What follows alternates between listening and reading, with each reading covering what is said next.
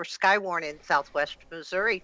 I have with me an assortment of gentlemen, one even from across the pond, and we'd like to welcome you to our show.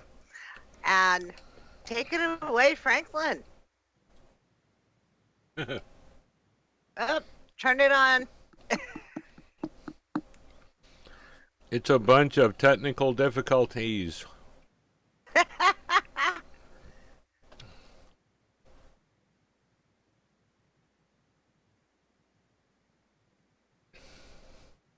Hello.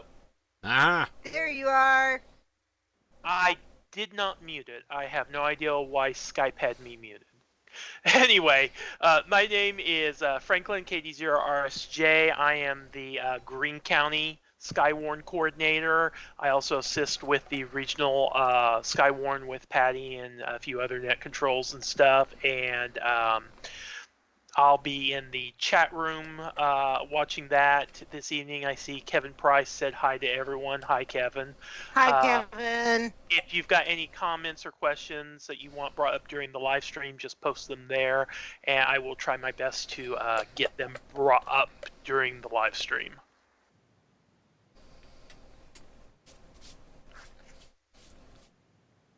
Messy.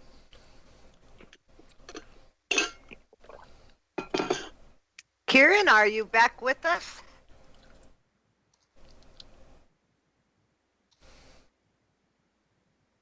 Had other audio issues.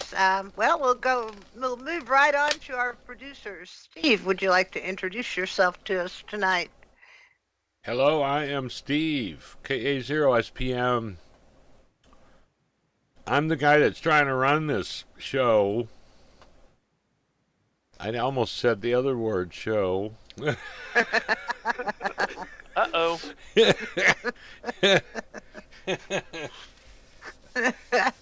And hello to everyone. And Andy's frozen custard.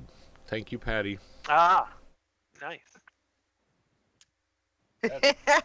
I gave him a treat before we got started to keep him motivated. That's the good stuff. And so what did we have from Andy's? Andy's never paid us for that. Andy's never would have to. In fact, we would pay them to let us endorse their product. If you have a card with Andy's, yes, they give you points each purchase toward. Oh, I didn't know that they had one. Okay. Well, yeah, it only for buying two at a time. About every fifth trip, I get a free treat. Get a free treat. Cool. Yeah. So. They'd probably give us more though if they knew we mentioned it on the show. Maybe we ought to hit them up for that. Hey, I would do anything for a free Askinosie woohoo concrete. Oh yeah. Only at the East Sunshine location. It's the only way you can afford Askinosie chocolate. They have some at Harder House that is not too horribly expensive. They've got some little small squares that I think are like maybe like $1.99, but and they're not a small bar. It's like this long by maybe like that wide, but it's like depending on the variety, they're anywhere from $9.99 to I think that most expensive one I saw was like either $13 or $14.99. So good. It is good.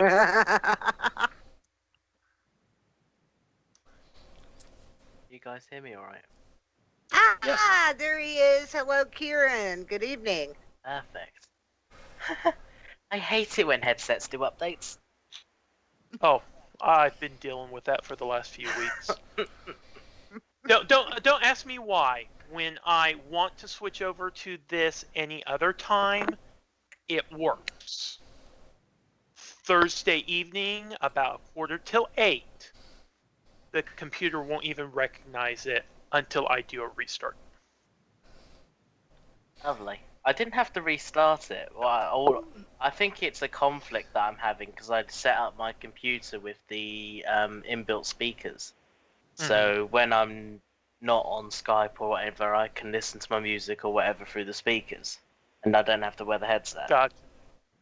And I think the conflict just didn't like it. Mm.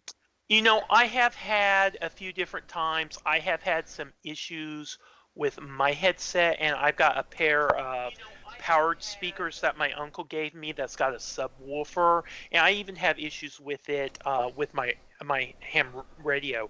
I cannot have it plugged in, even if the speakers are turned off, and use my radio. I get a horrible, loud buzzing noise out of the speakers. And then part of the time, if I have the headset on and I have them plugged in, my audio through my headset will sound very robot-y like until I unplug the speakers, and then it goes away. Yeah, I used to have that with the speakers that are built into the screens. I'm sorry, I think I missed something because I've actually got a Sonos system that goes out throughout the whole house, and it's got I've got speakers in the ceiling, and that's where I have the sound coming from. Cool. Is it there to keep away the pests?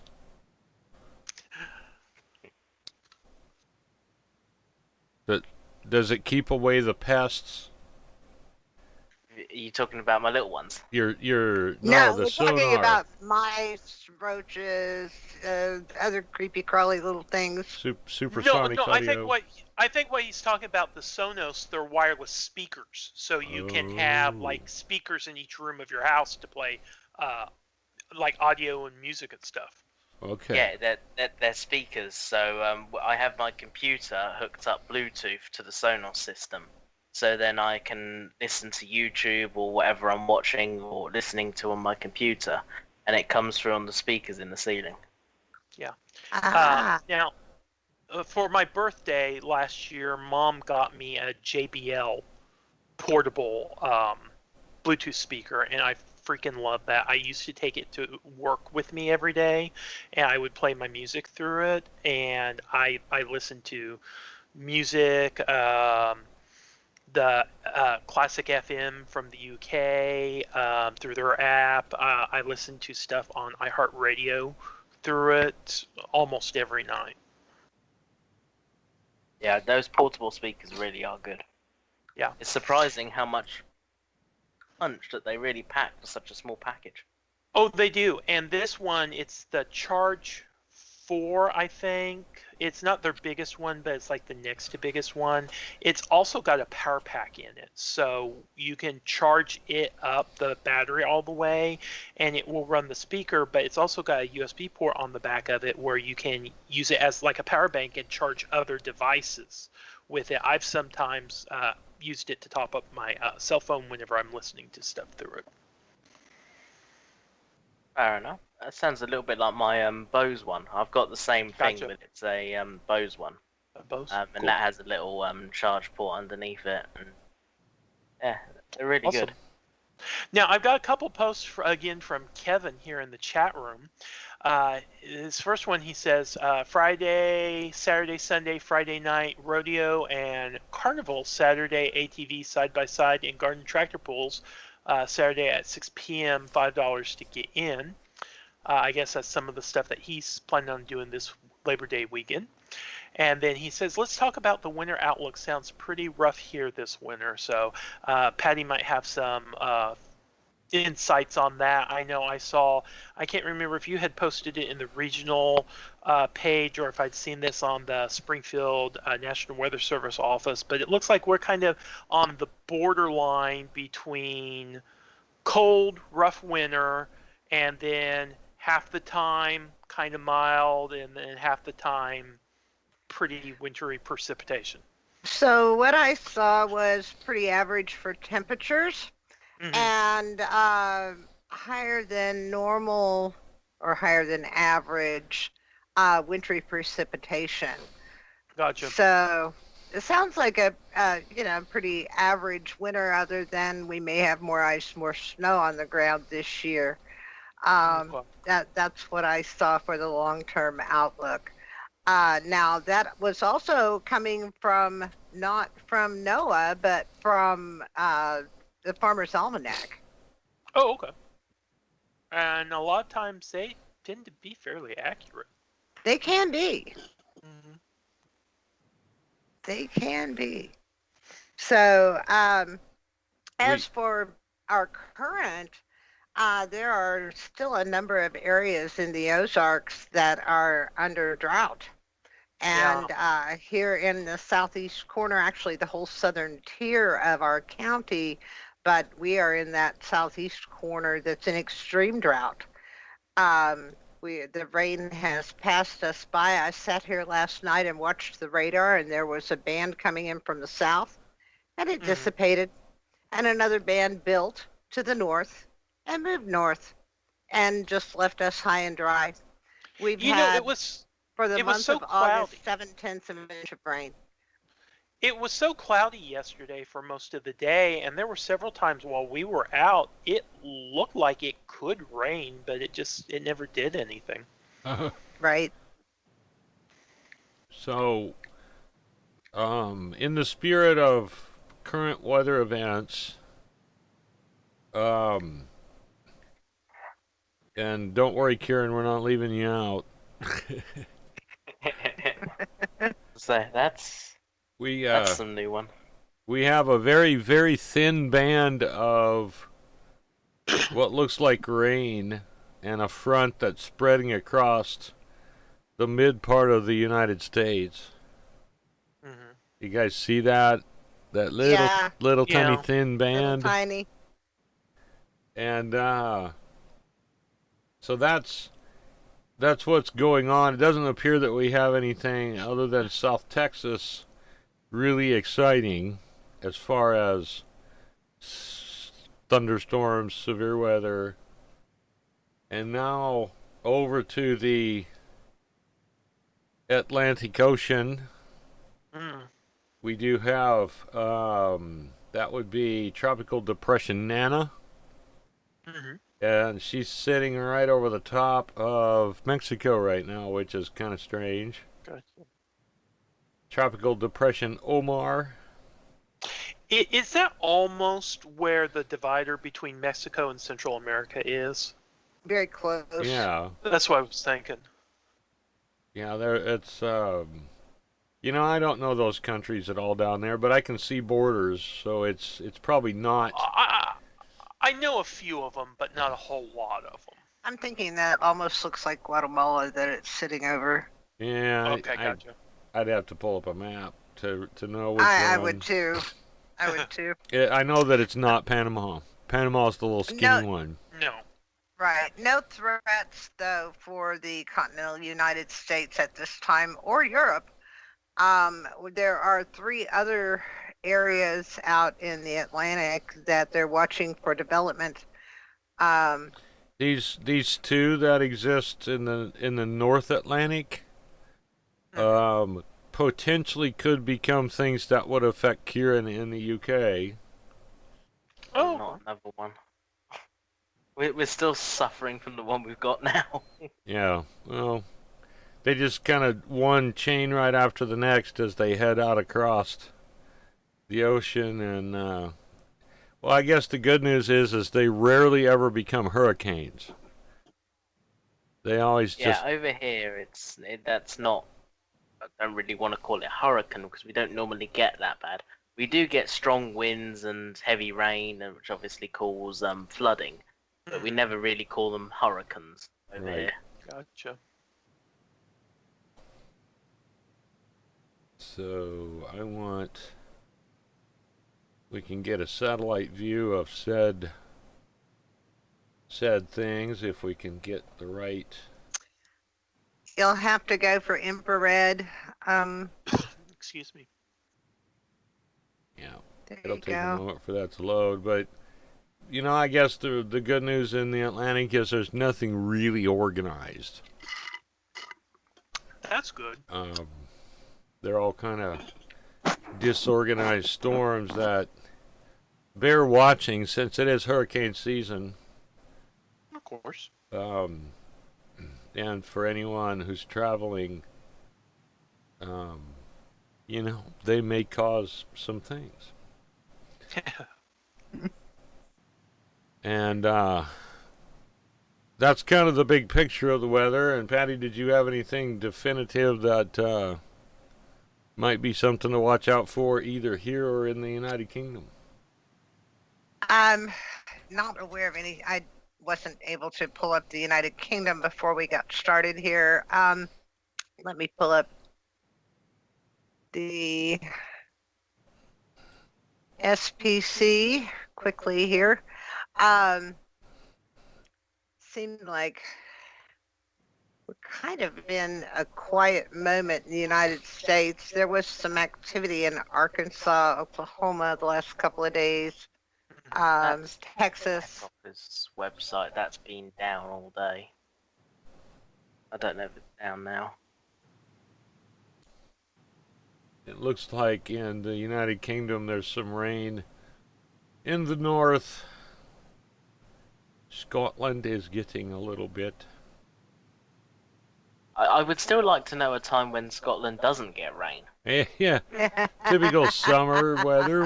Are they kind of the Pacific Northwest of the United Kingdom? I think so. Yeah, they're either raining, snowing, or storming. That's the only three weathers that they get there. Okay, so And they don't have the same luxury as us, where if we blink, the weather changes. If they blink, they might get stuck with a snowstorm instead of a rainstorm. Just another version of wet, right? Right. Yeah, exactly. I don't know if I can share screens here. I'm going to try. I just So got a that's new version another of Skype, so there's no potential- telling what it'll do now. So that's another potential relocation spot for me. Either the Olympic Peninsula in Washington State, or apparently anywhere in Scotland. Anywhere. Well, actually, there's some islands in the north that would be quite comfortable for you. I think they stay pretty cold. Of course, the one real far north island, that would be Iceland. That's not part of the... It's not.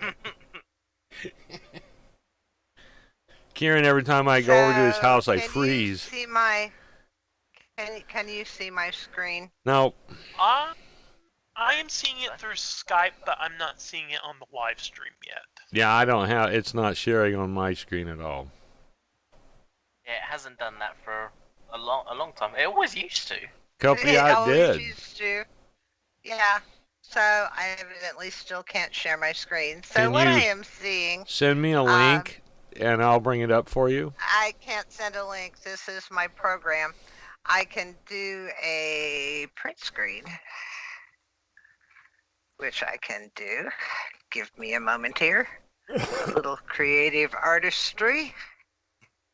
That is one thing that I will have to say on my Mac is pretty simple to do. You just press 3 keys and you can do a screenshot, and depending on one of the keys, which one you press, whether it goes to the clipboard or it goes to the desktop.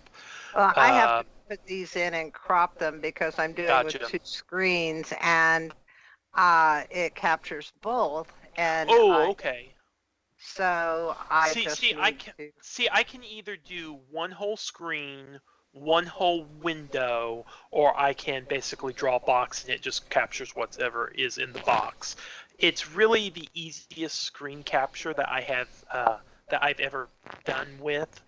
But, however, this whole headset thing is driving me nuts. I use a tool where I can use. I've got 2 keyboards on my desk.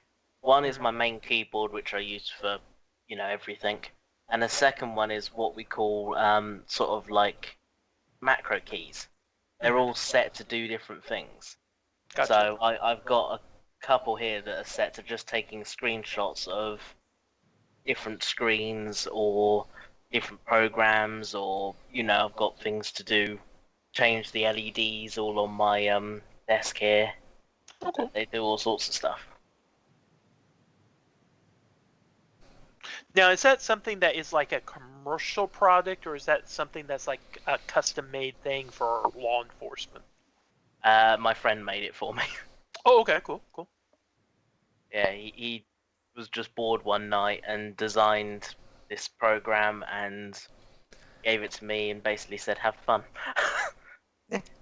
And I've That's basically very added cool. stuff to it as I've gone along. I've added quite a lot to it, but he designed the basis of it. Okay, cool. Kevin actually had a question for you, Kieran. He says that he wants to move to the UK, and he wanted to know who, I could ask our guest if you've seen the YouTuber. I believe this is all the channel name. Ben Phillips hashtag Sorry Bro channel on YouTube. Oh God. I take that as a yes. That is a bane of my life, that one. Oh. Come on! From what I hear, it can't be as bad as Love Island. That one I can't really say much for, but the YouTube one I can say a lot for. Yeah. All I can say is if I don't know if any of you lot have watched any of his videos, but once you have, come back to me and let me know, because that's all I'm gonna say on that one. Okay. Patty, Yes, did you and got his something reply- to say about your picture?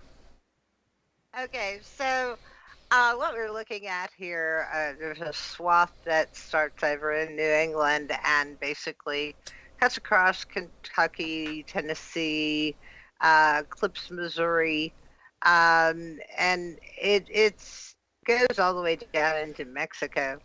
It's just an area of general pop-up summertime type thunderstorms. Now, right on the coast, up and around New York, there is what looks like a slight risk for the rest of the night, and there's been some flooding going on there. Now, day 3, if you'll go to the next one, here's where it gets interesting. We have a marginal risk for an area that was recently affected by a tremendous storm. And it bears watching because it's day 3, and this will change. It could slide south, it could slide north, it could be forecast to intensify. So that is an area of the continental United States to be mindful of, and this will affect the holiday weekend. That'll be Saturday. So,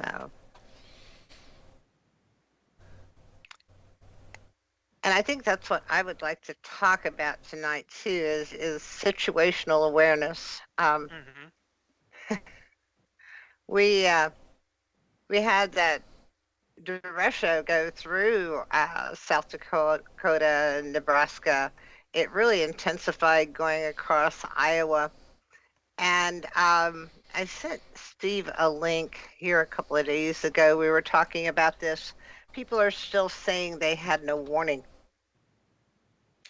Is it just me, or did Patty's audio go? Just you. I can still hear her. Maybe it's just me. Hello? Am I still Yeah, there? you're here. You're with us. Okay. And it distresses me that people would say, hey, I had no warning on this. They did. And there's a timeline. I need to pull that up for myself while Steve scrambles for it. Oh. A timeline of the events, how the SPC handled it, and I know I saved that somewhere.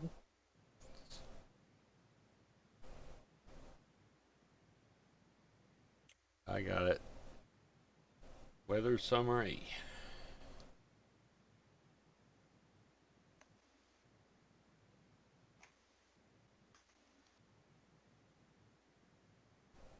Yeah, the blue box there gives the timeline. If you'll click on that and make that bigger. And for some reason, my computer is horrible. I'm seeing very fuzzy on that screen, so I'm going to pull it up for myself here. Oh. Let me see if I can. Was that Cedar Rapids or was that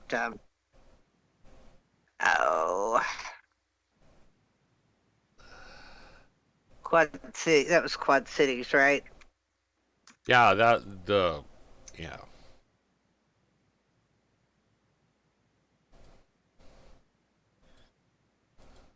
Great. Oh, come on. It's not playing pretty with me. I'll tell it to be nice. What I do with the little ones, they sometimes listen. Sometimes. This is not listening. And that I any made a better? recent switch of browsers, and I'm just getting this page that says, sorry, these coordinates do not compute. I still can't read it.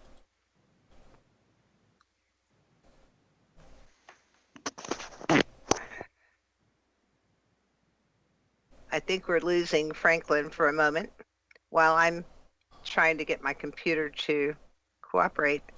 Sounds like we're all having technical difficulties tonight. Yeah, You're- well, mine has to do with my browser. Turn off Just your not screen great. sharing. Because your screen. I did, I thought. Oh, it's still sharing. Ooh, that might help. Made it bigger, but it's still blurry. Ugh.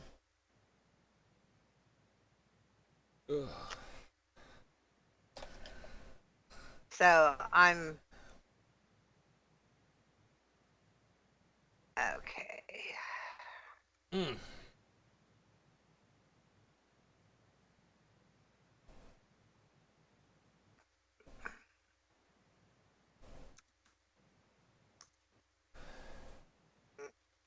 Page not found. How about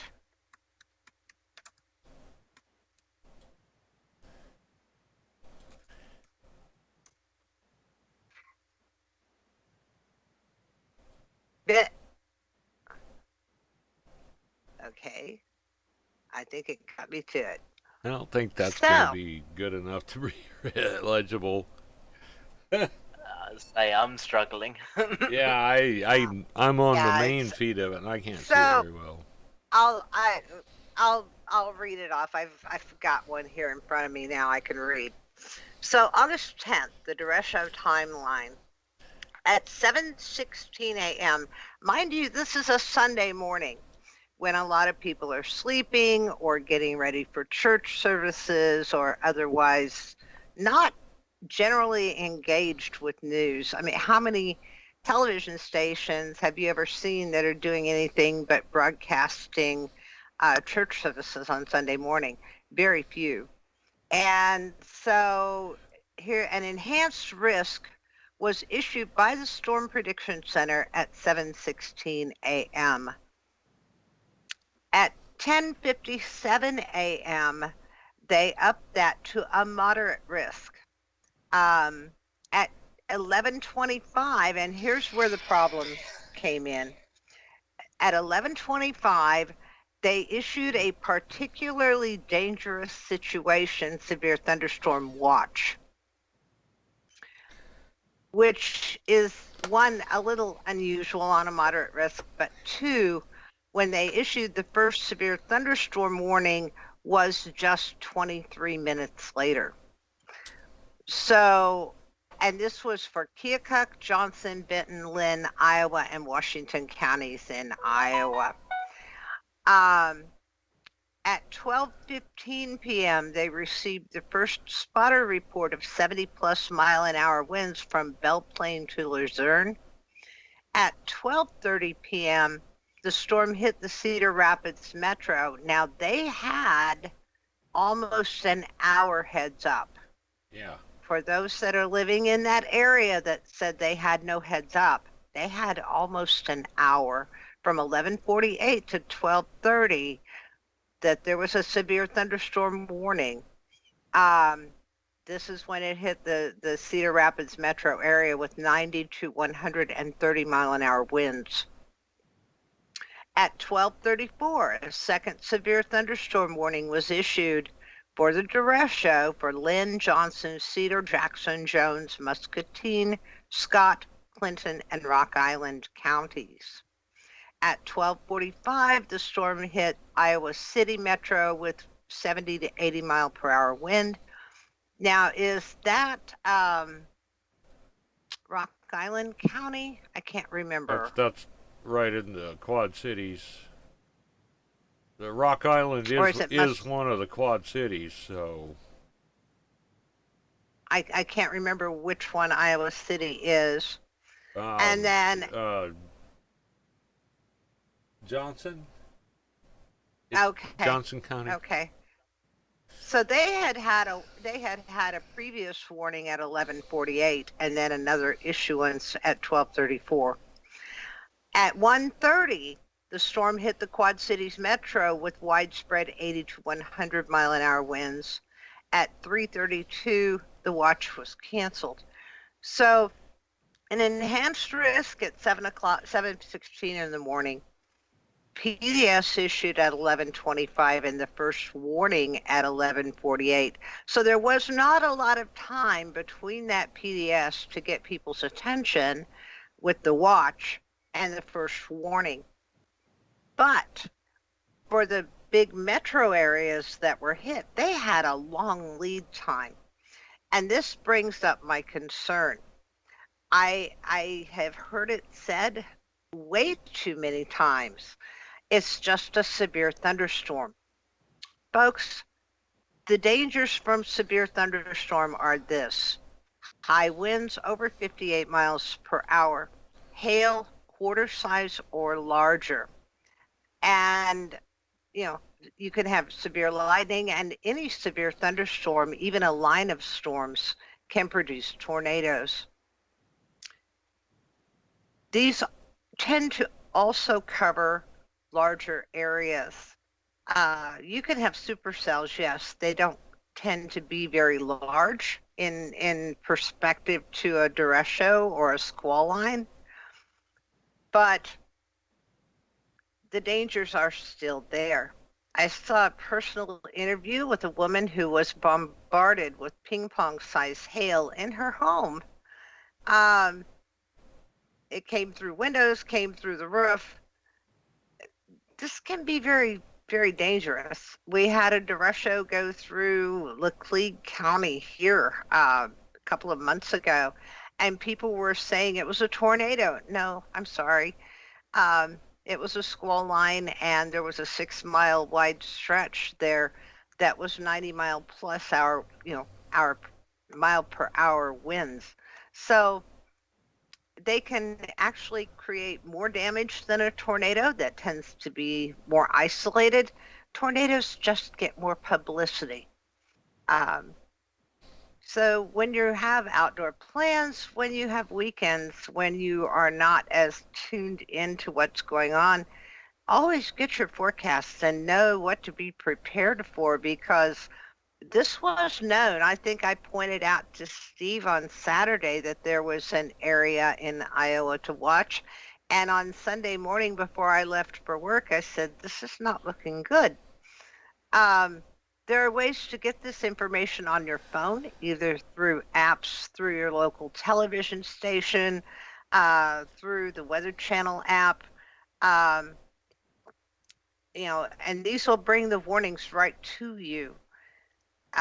If you haven't signed up with your local Office of Emergency Management, some of them even will send the warnings to you directly. There's 1,000 ways to get this information in this information age. Be situationally aware. Weather affects everything we do. Steve and I are slaves to our hose right now, trying to keep our plants alive because we are in that area of extreme drought. So it does affect our time off, and if we're going to go somewhere, we have to kind of plan around, well, we're going to water this day instead of that. Extreme heat days, heat being the #1 killer, you have to be prepared for that and be prepared to be hydrated and to take cool down times and maybe even stay in. So it's almost my rant for the day is situational awareness, folks. These folks had heads up, and I don't know what their circumstances were, why they did not get the warning, but please have a way to do so, and your cell phone is the ideal way. Welcome back, Franklin. Hello, Franklin. I think he's frozen. Where is I think you might be right. I He's don't not think he's frozen because he's moving around, but I don't think he can hear anyone.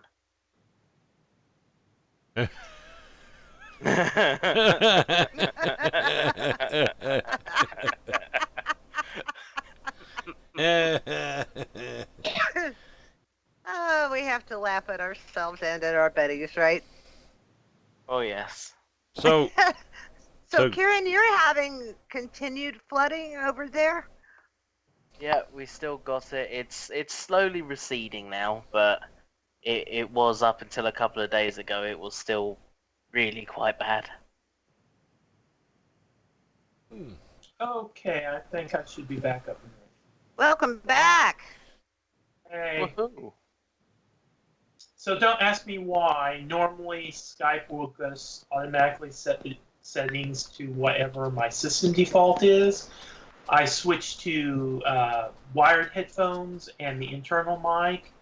It still had my headset set in the Skype settings, even though it's not set in my system settings. Joy, joy. Yeah, I think this you've whole got a poltergeist. Just this sort of this living whole your audio computer. thing is driving me nuts, and I never had an issue with this headset up until what was that? That it was last Thursday, so Thursday, 2 days before I went in the hospital. 2 weeks ago. It's been 2 Three. weeks by now. The It- last Skype update. It was the I think it was that first week of August. Yeah, it was the last Skype update. Yeah, and but see, I'm having issues with audio outside of Skype too, unless it's causing issues elsewhere in my Mac, which it really shouldn't, because on a Mac, each app is kind of sandboxed in its own area where it's not supposed to affect the rest of the system. Yeah, Macs are quite good at doing that. Yeah. So I was telling Mom earlier, whenever I had reset before the show started, I'm considering just getting a different headset and getting something that is specifically says it will work with a Mac. That's probably the right way to go. If I do that, I think I'm going to spend just a little bit extra, and I'm going to get a Bluetooth one. That way, not only can I use it with the Mac, but I can use it with my iPhone. Well, as I said before, I've got the Astro A50s, and they work with my iMac, my MacBook Pro, and my Windows, and my PlayStation 4. Cool. Oh, well, that's a plus. I could use it with the PlayStation 4 too. It's actually got a switch on the side, so what you can do is you can plug your computer into it and the PlayStation at the same time, and then just flip the switch, and it will change your audio and your mic to the certain thing that you're playing on. Cool. And now, see, like I told her, I said, I've already bought it, so there's no extra expense. I'll go ahead and keep this Logitech if I do get another headset, just for the simple fact I'll be able to use it with the laptop. Because, see, the laptop doesn't have Bluetooth built in. And it's also a good backup in case the other headset does go for whatever True. reason. Now Or that I've get a big disrupted everything, you can go back to what you guys were discussing. I was having a little bit of a rant about situational awareness. I hope it was more educational than just a rant. I want people to take weather seriously and I want them to know that there are so many ways to get the information that they need, Mhm. so they're not caught unaware. Particularly anymore with smartphones and tablets and so many different avenues that you can get information through the internet. There's really no reason to, unless you just either haven't looked or you don't want to look, to not be aware of what's going to be going on and what's forecasted for your area. Well, I even, Patty, you sent in our little group chat on Facebook the other day, is it, or the other week, a list of those apps for the weather for the UK. Oh, right. I downloaded 2 of them just to see, and every day they have been wrong so far. I'm still not convinced. I believe it's just my area that they're missing out on, because I do look at other places and it is right to a certain degree, although it does come in a little late sometimes, or I've found that. But my area, it just seems to get completely wrong. I mean, earlier today it was supposed to be really heavy showers, and we had our first bit of sun for the past 3 weeks. Oh. So I'm kind of sat here like, okay.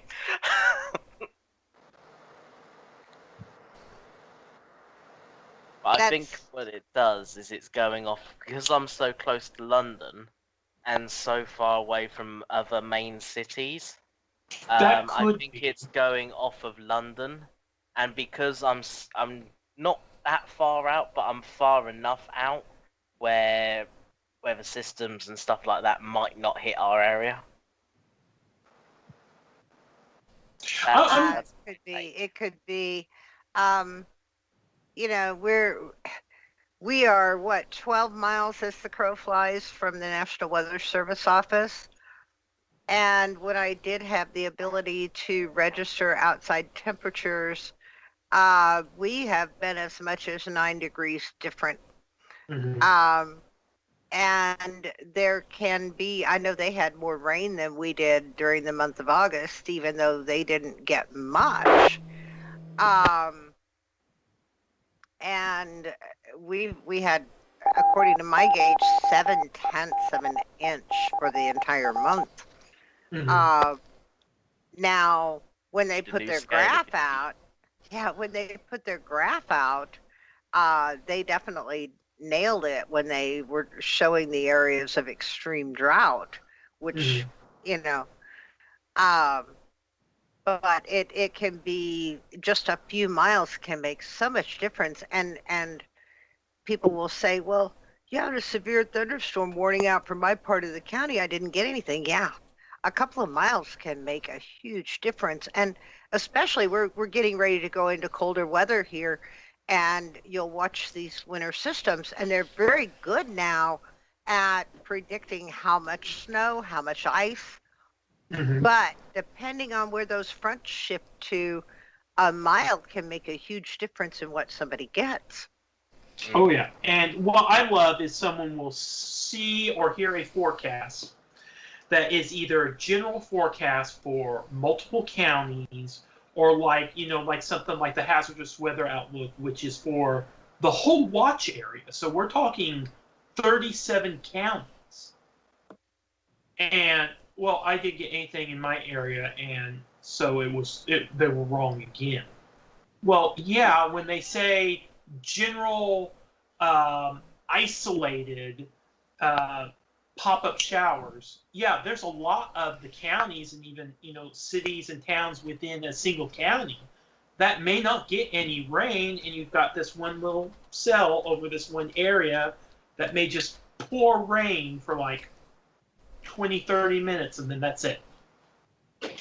So most of the area is not going to get stuff. I've got to step away for a moment, and I will be right back. This is not a technical difficulty. This is someone coming by to pick something up, and I got to help Mom carry it downstairs. Okay. I'm not convinced. I'm not convinced. I'll be right back.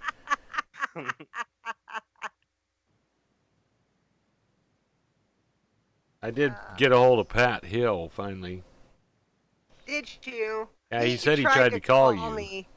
He did after we went on the air, and I had to stop the call, but I had sent him a text message, and hadn't heard back. So, was the answer he didn't know anyone? He didn't. Yeah, he doesn't have one and doesn't know anyone. So I had gotten a hold of Brother Brian and asked the same thing, and he didn't know. So maybe Jeff would find it in his heart to bring it up to us and bring his. Well, it'd probably be easier to get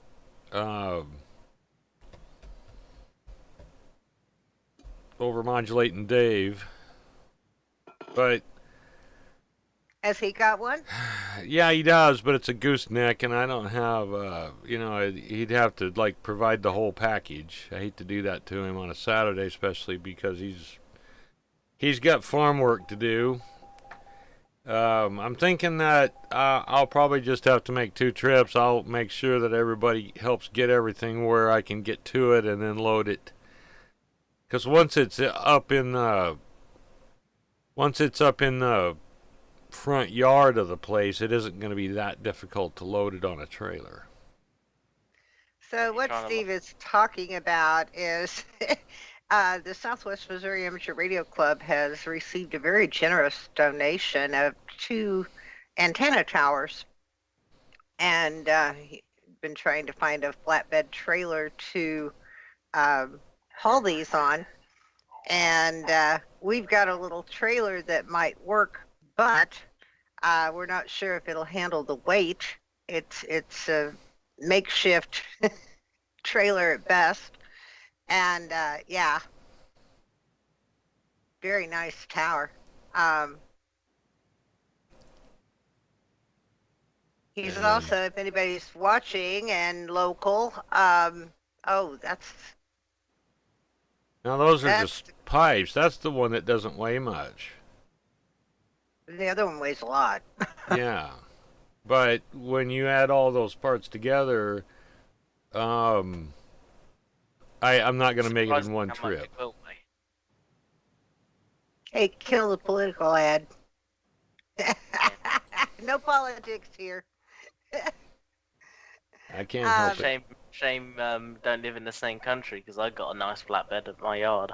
Yeah, yeah, that would be a little difficult to drop by on Saturday morning and bring it back to you Saturday evening. Yeah, unless you got a plane that could fit it in. Maybe I don't think FedEx would get it that quickly. Maybe we could talk to the RAF. Maybe they could help us out. Well, we do actually have one of their planes in Farnborough Airfield at the moment. That's pretty common, I would bet. Actually, no, they normally land at Guildford. Just outside of Guildford, because they have an army base there. Yeah. Can I slightly incite insurrection? Well, not, I guess not an insurrection. Maybe Okay, more I'm like just going to clarify what you said there. That really did not sound right from here. Oh, okay. So, which would you reckon to say was better? The RAF or the Luftwaffe? Well, I think I'd have to say the RAF, wouldn't I? But, you know. Are those borderline fighting words? I don't really know, because I don't have much knowledge of that side of stuff.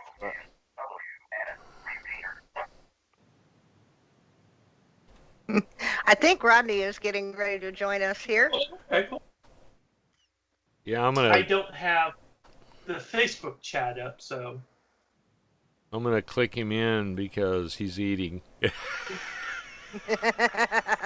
So am I. Hey, you caught me with my mouth full when the camera first came on, so. that on the road. Oh, wait a minute. Good evening, Rodney. Oh, it's the Lone Ranger. You couldn't have ate while you were driving. Come on. Yeah, Yeah, because then he gets to see those blue and red flashy lights behind him. Yeah, you're driving while intoxicated. No, I'm just eating. I got stopped for that once. And he kind of felt funny because he walked up to the car and didn't smell alcohol. I did that yeah. once. I pulled up behind a car, and it was going all over the place. Even ended up on the wrong side of the road at one point. Pulled it over, and I was like, "Don't look drunk." And then I saw all of the makeup and all of that lot on her passenger seat, and she admitted to applying makeup and everything while she's driving. And then I even noticed a cereal in a bowl, and she was actually eating cereal whilst putting on makeup whilst driving. I've heard about the makeup. I was I've heard sat there like, people what? either in like the rear view, Pause their for the center rear comments. mirror, or like one of the side mirrors do their makeup and stuff. Oh my Yeah. gosh. Rodney is using a device that could record or broadcast this call. Yeah, you better watch it. Hope I didn't interrupt something. Go ahead, guys. No, we were actually kind of blathering when you Okay. popped in, but we had been talking about situational awareness where weather is concerned. So if you have any insights you'd like to throw into that topic, we'd be glad to entertain them. Well, I'm sure that you guys have already covered it, but I mean, if anyone's ever seen that video where the guy pulls out and he literally, a tornado's like right in front of him. Oh, the one that's- from Russia. Yeah. Yeah, that's just- classic. That is a classic example of not having situational awareness. Oh yeah. And that was something that I was just now talking about that kind of ties into that. You were talking about getting information, what's being expected, what are current conditions and stuff. I was also thinking about very much goes into situational awareness as well. Also being aware of what's around you. Is there a tornado 3 miles from your location? Do you have a funnel cloud off to your right? If need be, where can I exit out to safely if this storm gets too close to me or I start getting a bunch of debris and damage and stuff? If that exit gets cut off, is there another location, another road, or another avenue that I can use as a backup? Is there construction in the area that may slow down or might have one of these exit paths blocked off or closed down? It's not just getting that information. It's like I said, being aware of what's around you. How can I leave this area if I need to? Yeah, when it comes to storm chasing, you need plan A, B, and C. At least. And then when D happens, I don't know what to tell you. So not just storm chasing, but just driving down the road. Oh, yeah. How many times have you seen tractor and trailers blown over by 60, 70 mile an hour winds out on the interstates? You know, they drove right into it. Or there's 1,001 videos out there showing cars and trucks both driving into tornadoes, and as if they had no awareness they were there. And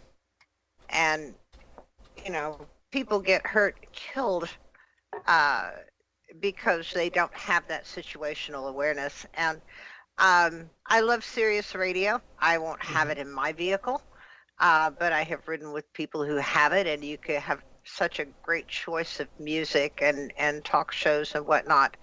But I would just as soon not have the music on and have my Bluetooth going with my phone so I get any alerts. Mhm. And you know, as a storm spotter, I do have a program that brings the alerts right to me. It's based on county, and yes, I might have to change that. But I'm going to be aware. I'm going to have radar going so I can see where I'm at in relation to where the weather is. That's me, and I know the general Yeah. public doesn't spend that kind of time to get that knowledge. But as I said, with this age of technology, there's no excuse, at least here in the U.S., not to have a program on your phone that will bring you those warnings so that you have time to take cover and to protect your family. Yeah. I usually, like, whenever I'm mobile, even if I'm not necessarily spotting or in kind of sort of net control mode, even if it's just me and mom out running errands or whatever, I will usually have, if there's weather in the area, I'll have radar scope up. I may or may not have chat up on my phone. Sometimes I'll just kind of check and see what they've been saying recently, and then I might close chat back out. I always have, whether the apps are going or not, both the KY3 weather app and WeatherBug. I've got them set so that they will both follow my location. So whatever's the closest town that I'm at, they will give me the information for that town. And I've got them both. I'm sorry. And advertisements. And I've got them set where I have, whenever watches and warnings for my current area, they'll pop up. They also both, and I don't know if the KY3 weather app always did this or if this is a more recent addition in the last couple of years. They will both tell me whenever there's lightning strikes close to my location. So the pictures that I had posted, I don't know if you guys remember the news story, but there was a guy in a truck that got blown off the Chesapeake Bay Bridge, and it killed him. I mean, honestly, I'm looking at the wreck, and it's like I don't know what happened. I can't remember if that was 70 or 80 mile an hour wind gusts. But Well, they it were was one of saying the two. 40 miles per hour, but I thought it was higher than that. I wonder if it just caught him just in the right spot, broadside, and just he went over. I have to it's gotta be agree. just that one spot. I mean, Yeah. the thing is, it doesn't take a whole lot of wind to blow over an empty truck, and the fact is, this guy. Well, there were other trucks on the bridge, but there were wind warnings on Chesapeake Bay. Right. I mean, And at 40 mile an hour sustained wind with 70 mile an hour wind gusts, it could have been a gust that just hit in one spot. It could have been, and you've got to keep in mind with that, if it hits it broadside with that big, long trailer, that's a whole lot more surface area that is being pushed against by that wind. It'll possibly do it with less wind, maybe, given the right perfect circumstance, than it might otherwise, like if it was, like a pickup truck or a passenger car. if you look at that picture there, that gives you an idea of the expanse of water that bridge goes across. Sure. Yeah. So it's probably not exactly, but that almost reminds me more almost like a causeway than what we normally typically think of as a bridge. Yeah. I agree. So I'm sending a picture, Steve, that I use when we have those warnings issued here when I post the warnings to the community page and the spotters pages. This shows what will happen to those big trucks. And That is Yeah. no fun. Yeah, and see, that was one of the first things that I had noticed. I think I got a notification on I think I had my first iPhone at the time of the Joplin tornado in 2011. That was one of the first things that I saw about damage from the Joplin storm tornado was whenever they were talking about the wind gusts on 44 was flipping tractor trailers. Mm-hmm. Yeah. B can drive like that without a truck. Yes. Especially with my Range Rover how it is now. Way too much horsepower. Are you sure that wasn't a picture of Jordan driving a Symmetra? You know, That's Rodney. He's not here to defend himself. That's Rodney. so years ago, I was doing satellite work, and I was up near Fort Leonard Wood. And at that time, they were doing a lot of training missions with A-10s. And those guys love moving targets. You're talking about the Hog? Warthog, yes. That's the one that's got the big Gatling gun under the nose that, or maybe not all of them, but I know some of them, they shoot depleted uranium tipped shells. Basically, they're tank killers. Oh, yeah. That's about right. Those are cool planes. Yeah. And, Those guys. I am out on a country road in Pulaski County somewhere, and I hear that high-pitched turbine that they've got. The engine sound real high-pitched. And all of a sudden, whoosh, the top, and I'm like, ah! Dang it, those guys were targeting me, my big red pickup. Are you saying you got painted? I got targeted. And I'm telling you what, if you're semi-asleep driving, you know, just it's a country road, ain't nobody around, you're just kind of like, all of a sudden, whoosh! I bet wakes you up. Yeah, I almost had to stop alongside the road to clean out my pants.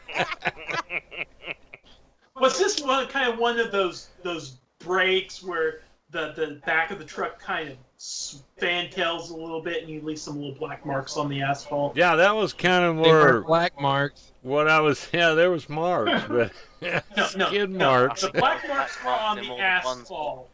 The brown marks were on the upholstery. Oh boy. And Yeah, there we go. Yeah. So, Patty and I caught a video of amazingly close lightning strikes, and I heard a lot of that. First you say it, then you do it. Matt comments made about lightning hitting close. I'm sure. We've had a few that I think have been near strikes that have been loud. I mean, it's like you see the flash, and then the flash isn't even quite over yet, and you just hear the loud boom, and you know the windows in the house start vibrating, and you kind of feel it in your chest, and you're like, I don't think it was an exact hit, but that was not far away. So, You know, In that's the April thing of about 19 thunder. You know, thunder is a react. It basically it's it's a shock wave from the air being heated so quickly. That's exactly what thunder is. So if you get hit that close, there ain't time for thunder. Oh, It's just like, it's just like right there. yeah, there's no thunder. That's called you're there. And So. people are still under the misnomer that you can count the seconds and count the miles that the lightning is away from you. This is not true. If you can hear thunder, you're close enough to get struck by the lightning. Lightning can and does strike 15 to 25 miles out from the parent storm, especially in the case of supercells. So where you have positive charges of lightning that accelerate out of the upper portion of the storm and out away from it. And that was a lot of what Steve and I were watching was people outside and there's storms coming in and suddenly, boom, the tree in front of them explodes. the wedding Yeah. party. The wedding I think party we Steve saw, Coogan and it's like, ended it didn't look like bad weather, and all of a sudden, there was kaboom, and it shook them up. But Well, Well, they were out there They were out there in the rain with umbrellas as it was getting married. Poor things. Didn't have a backup plan. And Always Yeah. have backup.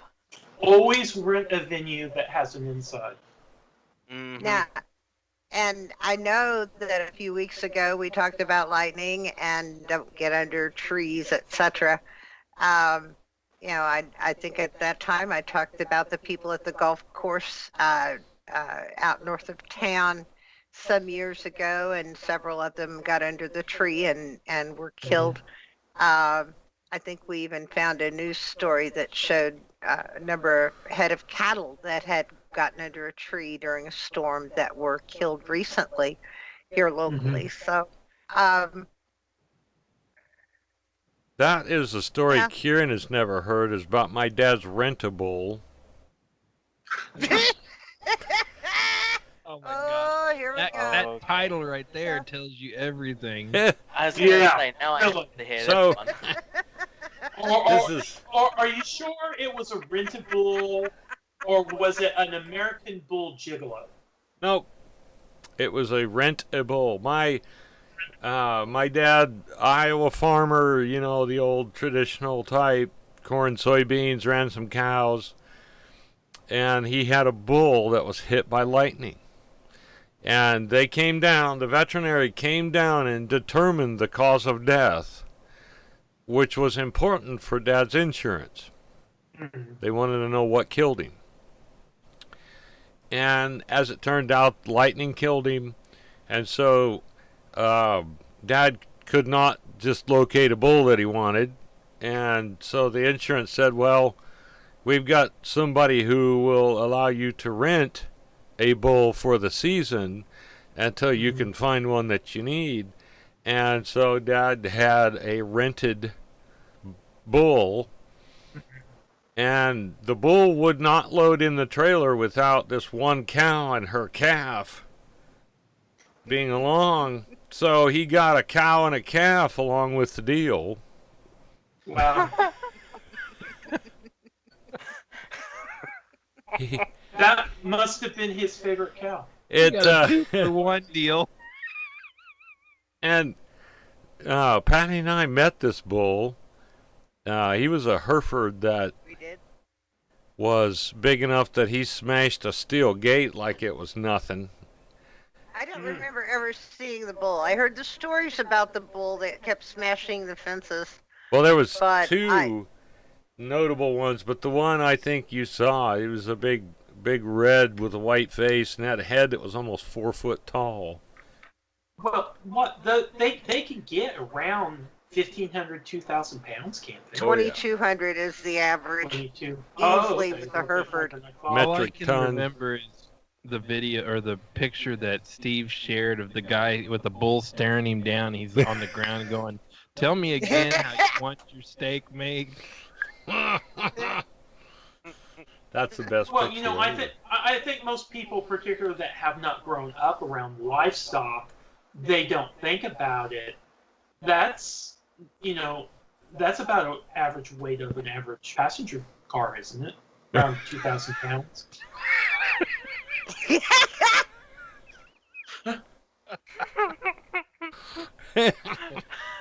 Medium to medium well, sir.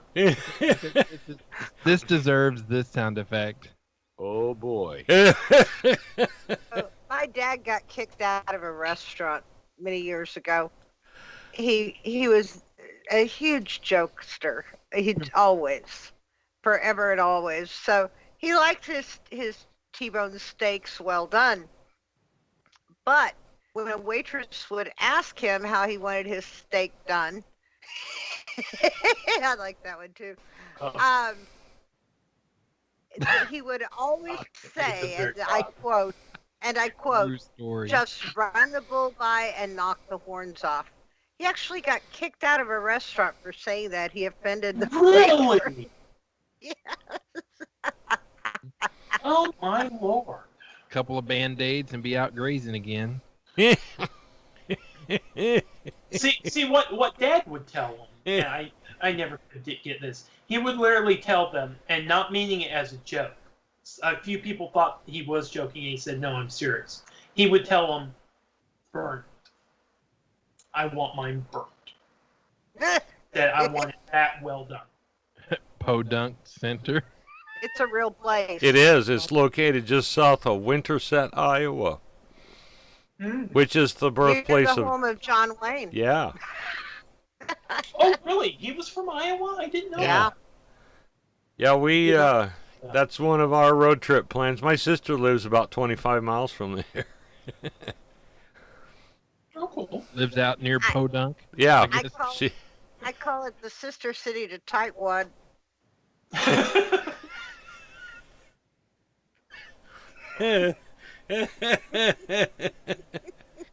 Are you saying they're I need a sound effect for Patty. Says, "Oh, in Tightwad, Patty?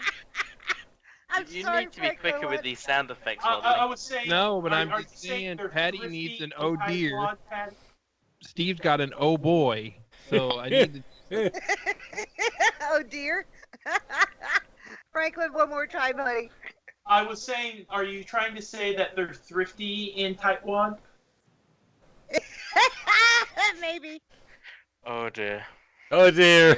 That's the one. There's a murder mystery Wait, okay, that we need to surrounds record. Tightwad. We need to record Karen doing an oh dear when anytime Patty. Says, I want to do that.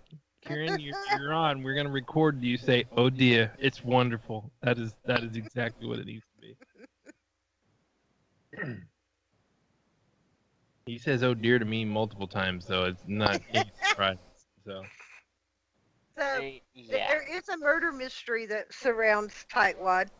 Um, I hope the so. word just kills me. Oh. There we are. Hey, there's a really nice sale in Taiwan.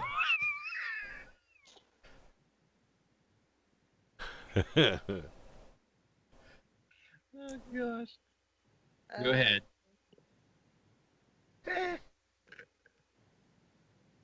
What am I missing here? Oh, that was this afternoon.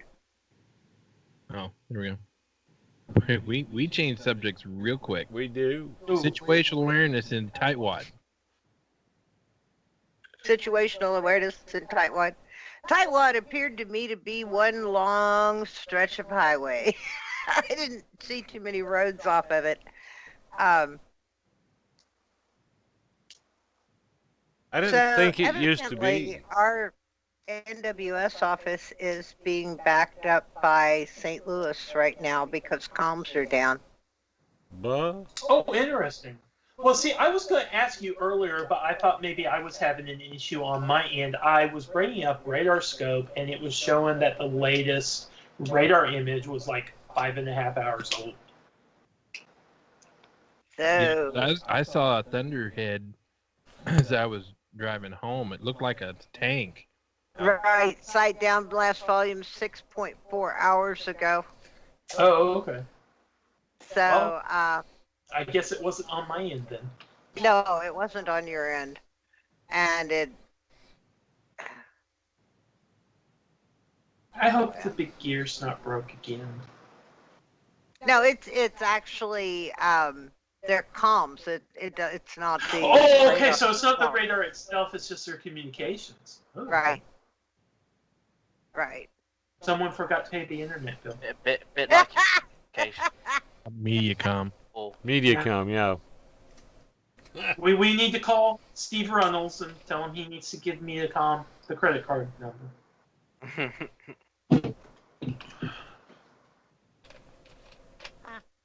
Tightwad. I don't think Do you that even it's. know where it is? Do you know where Tightwad is? Yeah, It's it's. Iowa, right? No, that's It's- Truman it's Lake right it's there. in our warning area. Oh, it's up by Truman? Yeah. Yeah. It's just down the road from Racket. Oh, okay. I have no idea. Give me in relationship to where it is from Deepwater. You go through deep water to get there. Okay. So it's off of 13. Just to the east of Clinton. So I want to be Oh. a fly on the wall when someone has to read the CWA on that and says in towns in in the path of the storm, tightwad, racket. Tightwad, racket, deep water. If you tightwads are anywhere close to the storm, please take cover. Yeah.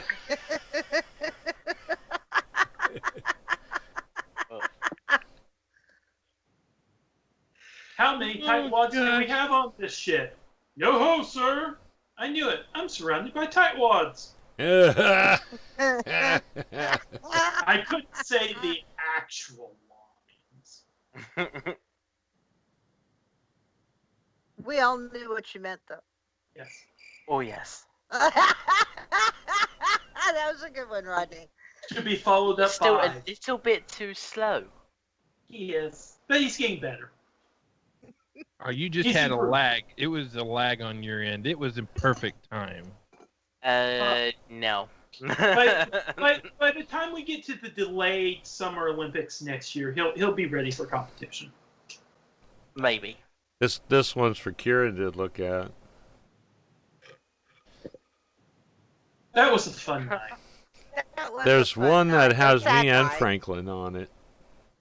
Yeah, and for some reason I thought I had it on my Facebook page, but it's not. I had 3 or 4 other pictures that were taken that night, but I guess apparently I didn't take a picture of it or have someone take a picture of it with my camera.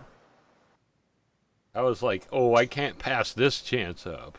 Yeah. Oh, wait a minute. Here we go. There it is. Yep. This is the Jungle Chasers news source here, boy. Do you know what the bad thing is? Is he actually does look like a news presenter.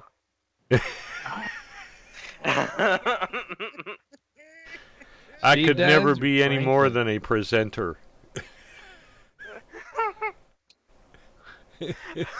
And I I like, never really got live in front of the camera. I did do a couple stories whenever I was in high school. I like the way they describe them in the United Kingdom. They're presenters. They aren't Presenters. expected to know anything. They just present the news. Present- Yep. That's because they never know anything. That's right. Some of them are dumber than rocks. I just want a modern Uncle Walter. That's what I want. I'm dead. And maybe Well, can Maybe- you die quietly, please, Rodney? maybe Uncle Walter was presenting an agenda and we just didn't know it, but at least he appeared like he was just telling it the way it was, the way it is, the way it ought. Some of the opinion shows that are on these days remind me of just a box of Pop Rocks getting wet.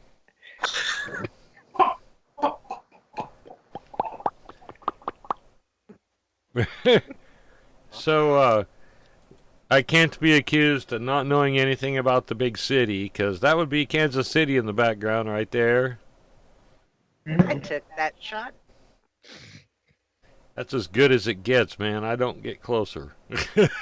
Don't ask me why. Ah, I think it's because it kind of has a bit more. Not to say St. Louis doesn't have this aspect to it. I think, at least to me, Kansas City seems more industrial. I Very. have always liked St. Louis better than Kansas City, but now I found out there's a few things of interest that I'd like to see in Kansas City, so I actually want to go visit there now. Yeah, I mean, Kansas City's more cultural, wouldn't you think? yes and no. I don't They know. both have Where it They comes both to have- their different things. right, they're both very cultural in comparison to here. I mean, Springfield, for its size, has got a lot of cultural interests. But up there, you have a number of theaters on both sides of the state, and as well as the big sports teams and whatnot. So there is a lot. And interesting, Kansas City and Kansas City, Kansas have a lot to share. St. Louis and East St. Louis don't share very much. East St. Well- Louis is kind of the no-go zone, Yeah, and it's kind of a pariah. right. I have been through East St. Louis in the wee hours of the morning, and it was do not pass go, do not collect $200, just keep on trucking. Looking for a hotel room, mind you, on a road trip with my sister, and yeah, we didn't stop. We didn't stop for anything. 1:30 in the morning, the same bus driver that got lost in East St. Louis in the afternoon going up there took the wrong turn for Busch Stadium again. We ended up in East St. Louis with 4 school buses of high school kids. Oh no. And we come up to a railroad crossing. Where they all have to stop. I'm like, no, Stop. do not open the door. I don't care if we get hit by a freaking train. Do not open the that door. They opened the door. Thankfully, nothing happened. But that was my freshman year. That was the cap off of my first year in marching band. Thankfully, we never got lost in East St. Louis again the next 3 years. But that was probably because we didn't take Springfield Public School buses the next 3 years. We took charter buses. There you go. Even they get lost, though.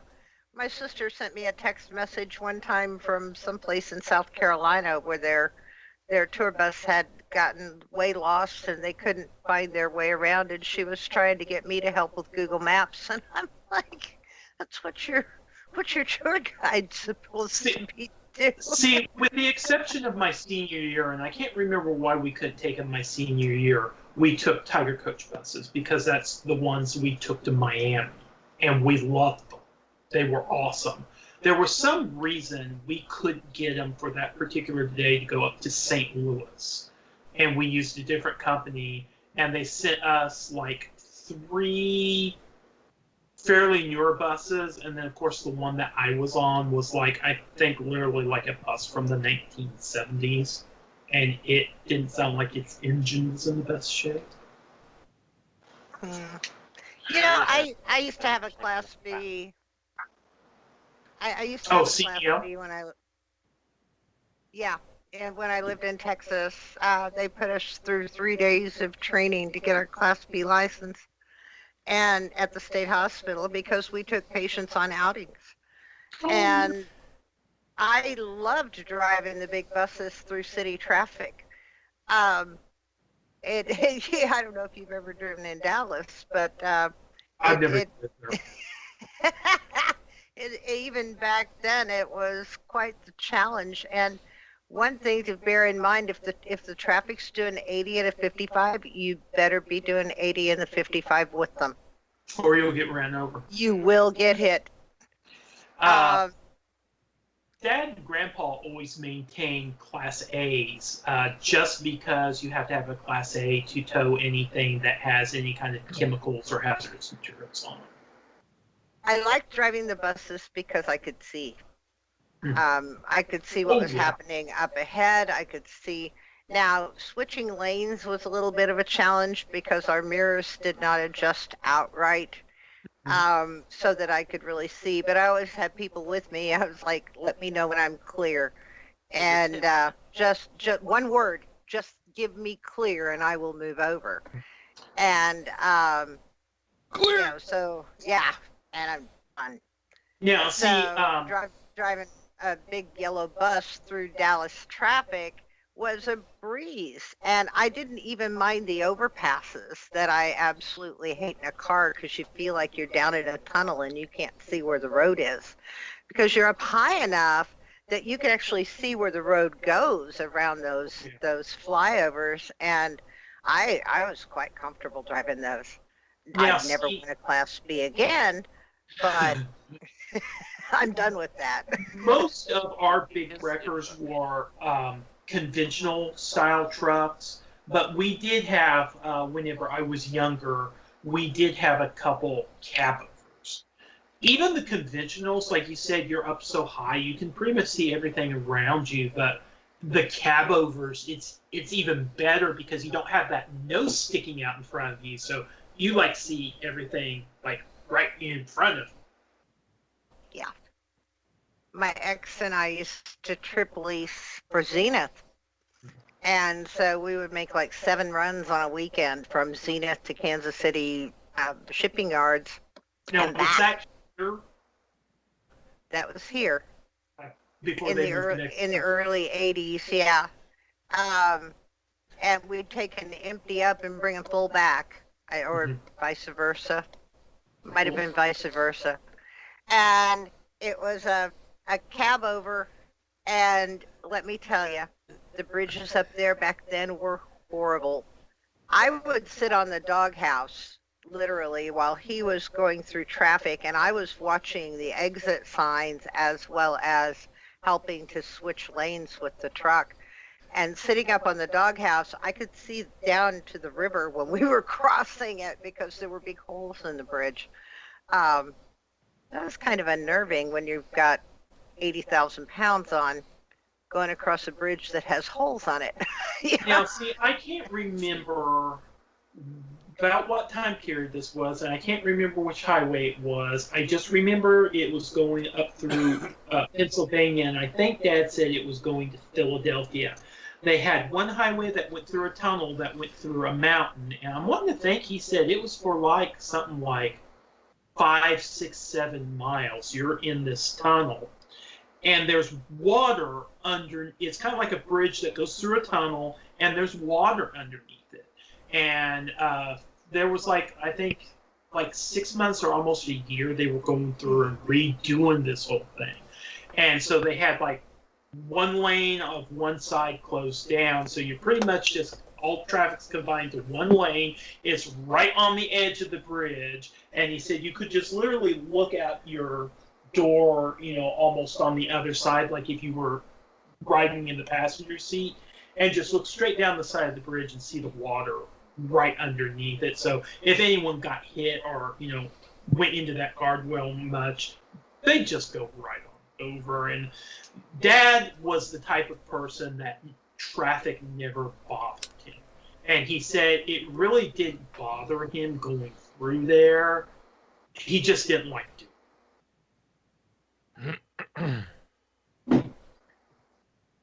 So Traffic's never been too much of a problem with me. Mm-hmm. we I had have quite little coloured flashy lights on mine. Cool. we had quite a Sunday night TechNet. Oh, yeah, I heard about that. I didn't get to participate on that because I wasn't feeling the best, but didn't you guys have quite a bit of people interacting with it?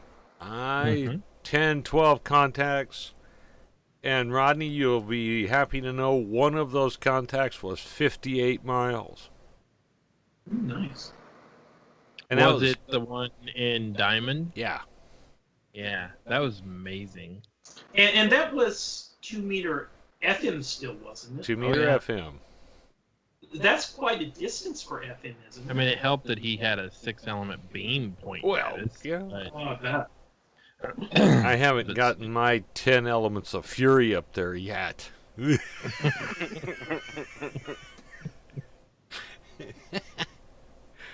I just got this little amplifier that, Franklin, we need to test a radio or two. But I dragged an old ICOM out of the dust, and it puts out about 10. And when you put 10 into this amp that I have for 2 meters, it should be somewhere around 70 or 80. Oh, that's not bad. And then add 10 dB more of antenna gain, Mm-hmm. and That's we're like looking a at 250-watt system. So, okay, so 10 dB, so you're getting just a little bit over triple your effective output, right? Because it's every 3 dB is... double. Well, no, maybe yeah, I'm thinking about that wrong. It's every 3 dB is a double, so it'd be just a little bit more than 3 doubles. A 10 Have to do- element beam yeah. would be about 11 dB. So you might as well say 80 watts would be 800. Uh-huh. That's not bad. That's wild. That's the next one. Mm. But we're not going to do that every time because it takes a lot to get up on top of that car garage with all the radio stuff and set it up. True, but you could, as they used to say, reach out and touch someone. Oh yeah, I'm Okay. thinking it would be kind of cool to connect Joplin. Now I'm not gonna lie. That first bit, the first contact I made, Jeff KC0 VGC, which just so happens to be Patty's cousin. I'm like, dude, get a hold of all your friends. We're doing Simplex tonight, and it worked. He did. Mm. Now that was a ARRL sponsored event, Nope. wasn't it? Nope. No, it was not. Okay. It I was. thinking it was. There's a 2 meter Facebook page that came up with the idea, and so what I'm thinking is that we ought to do this about once a month, just for us to know that our stuff works. Mhm. And I'm thinking as well, we need to do one on the 146.550 for Skywarn at some point to practice that, passing messages. Mhm. But Gordon wants to do it from the top of Hammond's with a beam. That's a fun game to play, but honestly, if it came down to we were in a bind with a down repeater, it's going to be a whole lot easier to drive to the top of the car garage with a mobile rig, Yeah. than try to get up I on. would like to. I need you to go over to Hammond's real quick because we got problems with our repeater. Yeah. So on Highway 60, there are a couple of cell towers on a very high point down toward Talbot Conservation Area. And I think I made it into the 4.9 in Portland on 5 watts from there. So, yeah, that would be a very nice spot to set up for relays for an event like that. And easy to send somebody to, should it be needed. It's also a great spot to storm spot from. So, Well, with some power, and honestly, most 2 meter rigs that we've all got are capable of something over 50 watts, and that's pretty serious when you marry that with a 5/8 wave antenna on your car. But I didn't hear anything out of anyone from the east. I think the furthest east was Ozark, and I picked up Waylon like he was like next door. I mean, he was. That was so. Oh, awesome. He was in Nixa, was he not? No, Ozark. He was Ozark. Okay, I was thinking he was in Nixa. Pretty sure he's on that subdivision there near. I haven't looked his call up, but the one that's kind of between Campbell City. That's right. I remember that. Yeah. Because he's not down in the bottom. If you're in the bottom in Ozark, that big tower that we're going to move Saturday, are you available Saturday, Rodney? Unfortunately, no, I'm not. I'm actually going down into Arkansas on Saturday. I haven't seen my parents in like 8 months. So we were taking the first opportunity with a day off that I had because the next 2 weeks are going to be busy for me at work. So I am sorry. I would have loved to help, but this was the only other time I had to get with them. Plus, it was a Labor Day weekend, so it worked out for us to get away. well, that's good. You get a nice long weekend with family. Yeah, we're going to try for sure. I could probably come and help out with small stuff, but I don't know how much use I would be with actually helping take the tower down. Well, the You tower. know, holding a guide wire, to Yeah. get one of the tires. So you're not doing a lot of heavy stuff. I've done Yeah. that even with my bad back. So yeah, it's not what you might think because you're not actually doing any lifting. You're just basically balancing. Gotcha. The If you need some help, give me a holler. I'm figuring, based on what I know right now, somewhere around 10 o'clock on Saturday, Okay. 201 West Jackson and Ozark. We're gonna, according to Tom, the owner of the tower, it should come down with the minimal amount of work. And I didn't see anything that concerned me as far as like rusty parts that could break. And we just need people to hold the tower from swinging back and forth and hitting his shed. That's the only worry that. Now is that the crank up one that has to come down? Yeah, it's a fold over, and it folds at about 10 feet. So I'll have tools and everything to That's not too bad. take all the bolts loose that he has that holds it up. The rest of it, once it's down where we can reach it, it's just going to be disassembly and carrying parts up to the top. And then if Jordan and Mark can show up, I've got a little tiny trailer that will strap on underneath that. It's a telescoping tower, and we'll basically pull it up the hill. And we'll figure out once we see how heavy it is. The big worry I have is getting it up the hill. Once we do that, then if I have to rent a bigger trailer for an afternoon, then maybe I don't know, but that's kind of the biggie, is just getting it down and getting things disassembled. And yeah, it's gonna be a day or a morning, long morning.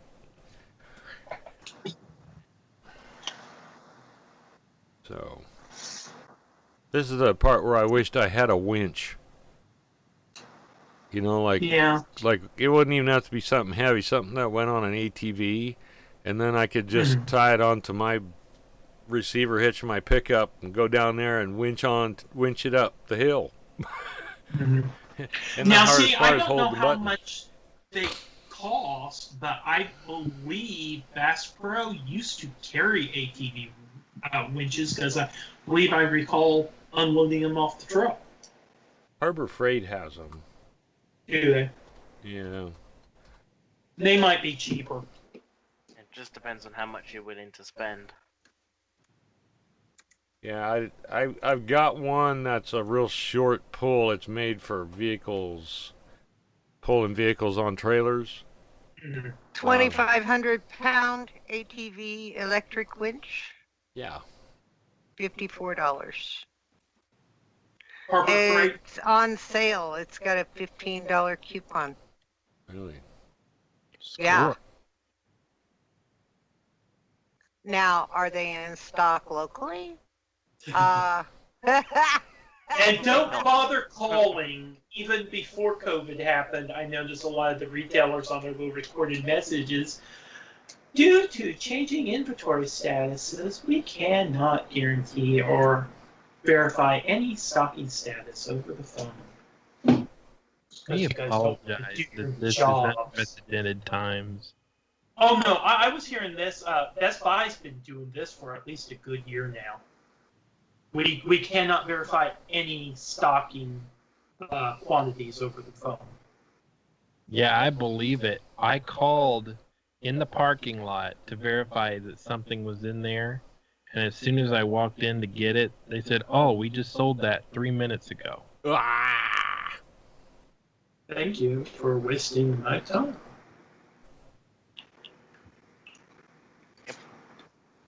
That's a kicker right there. Oh, That's the last one. I've got one when we get to the 5-minute rant. Oh, it's about time. Yeah, it is, because we're kind of like running out of little bits and pieces to talk about. So it's since Franklin volunteered, All right, let's cue it Oh. up. he gets to go first. What the heck? What was me. Hold up. that was the wrong one, Rodney. Think? Yeah, I do think that's why I'm telling you. Hold up. Here we go. I just killed it. It's murdered. What the heck? You're just murdering it even more now. Come on, Rodney. What happened?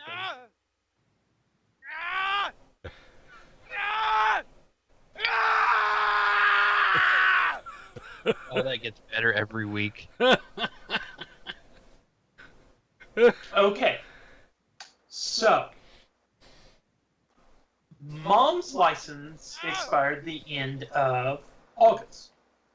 She just recently had got the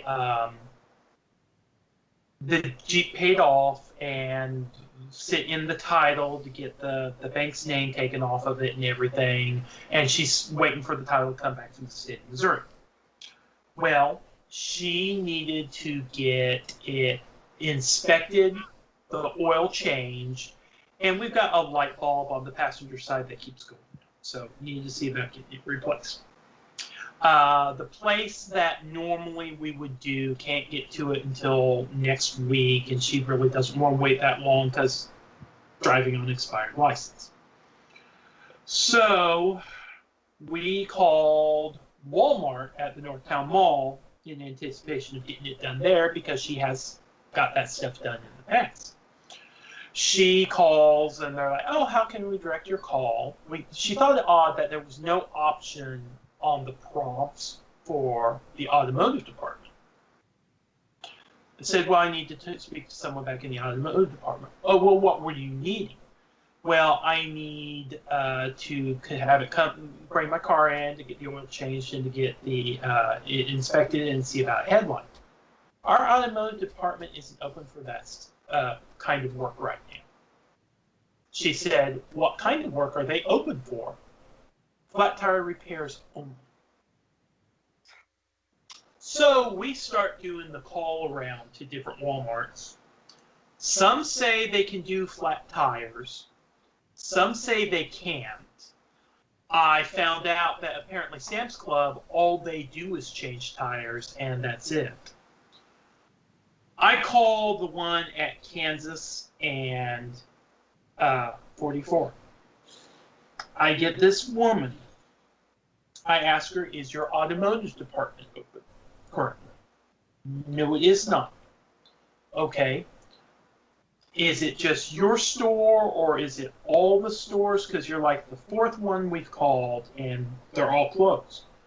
"Well," she said, "we're closed down because one, it's currently not safe for us to interact with customers and be around their cars and in their vehicles and stuff that we can guarantee that we're not passing COVID. So until that is situated, we're not doing anything. Second, we're short-staffed. We need to hire and train some more people. When that gets done, also, we will open back up. We're not for sure what the timeline is, but possibly this won't happen until after the 1st of January. I'm mentioning and I'm saying, well, you know, something like, because she keeps on fixating about tires. And I said, well, when you guys open back up, will you just be doing tires or will you be doing this other stuff? And so she goes on and rambles about this. So I hang up from her. I call Sam's.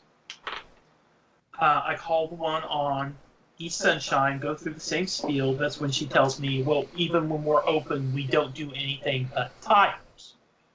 Okay. That's not right. That's not correct, but... I know.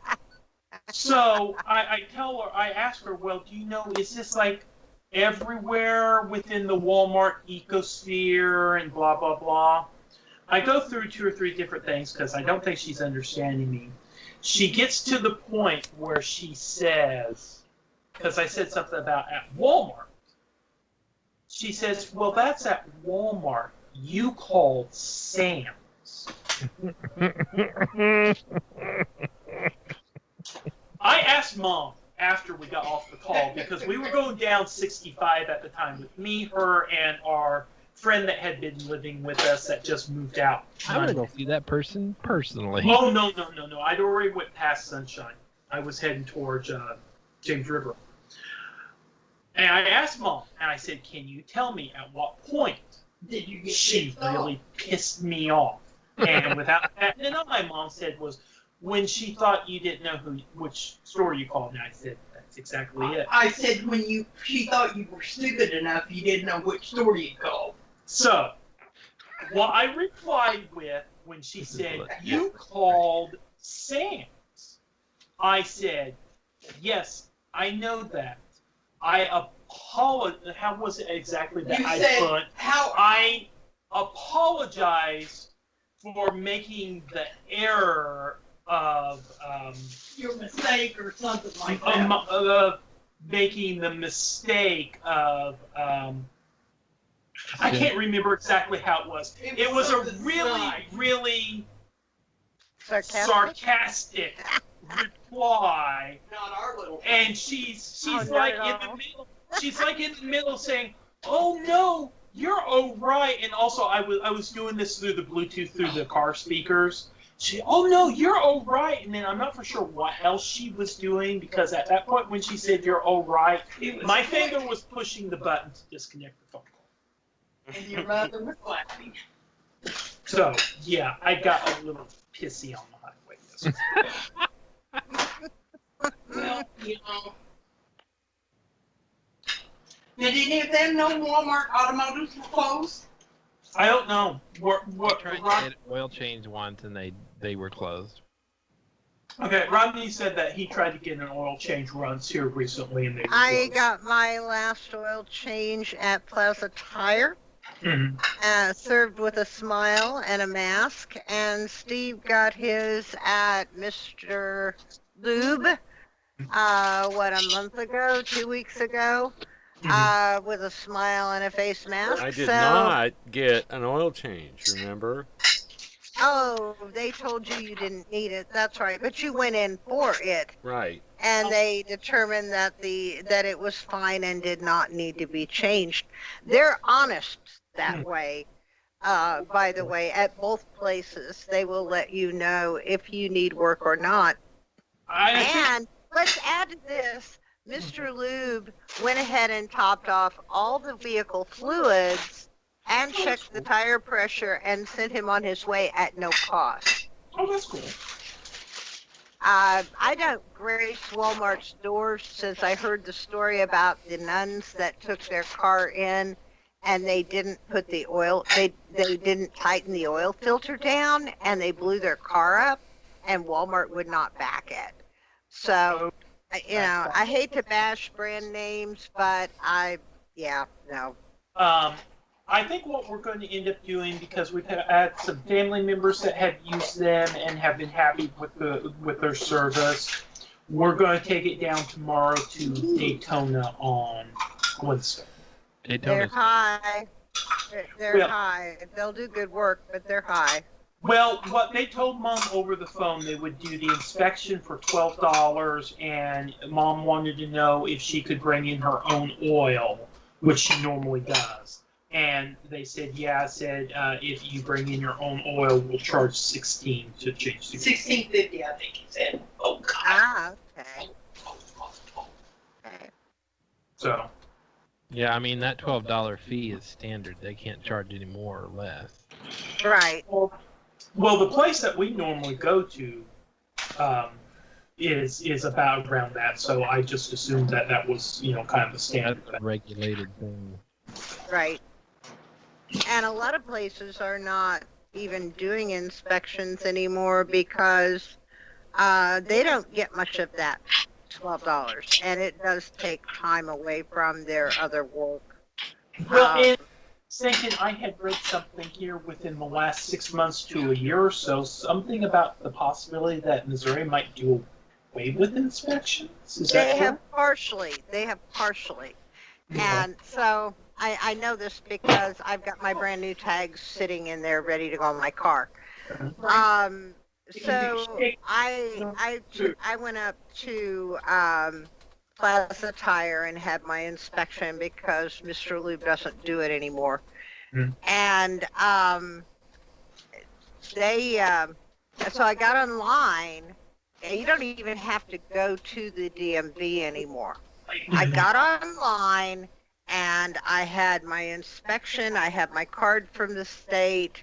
I had my car insurance. I laid it all out in front of me, and I went to the DMV website and put all the information in, paid with PayPal, and well, no, I used my debit card. I didn't pay with PayPal. I used my debit card. Paid online, and it took about 3 weeks. I got my tags.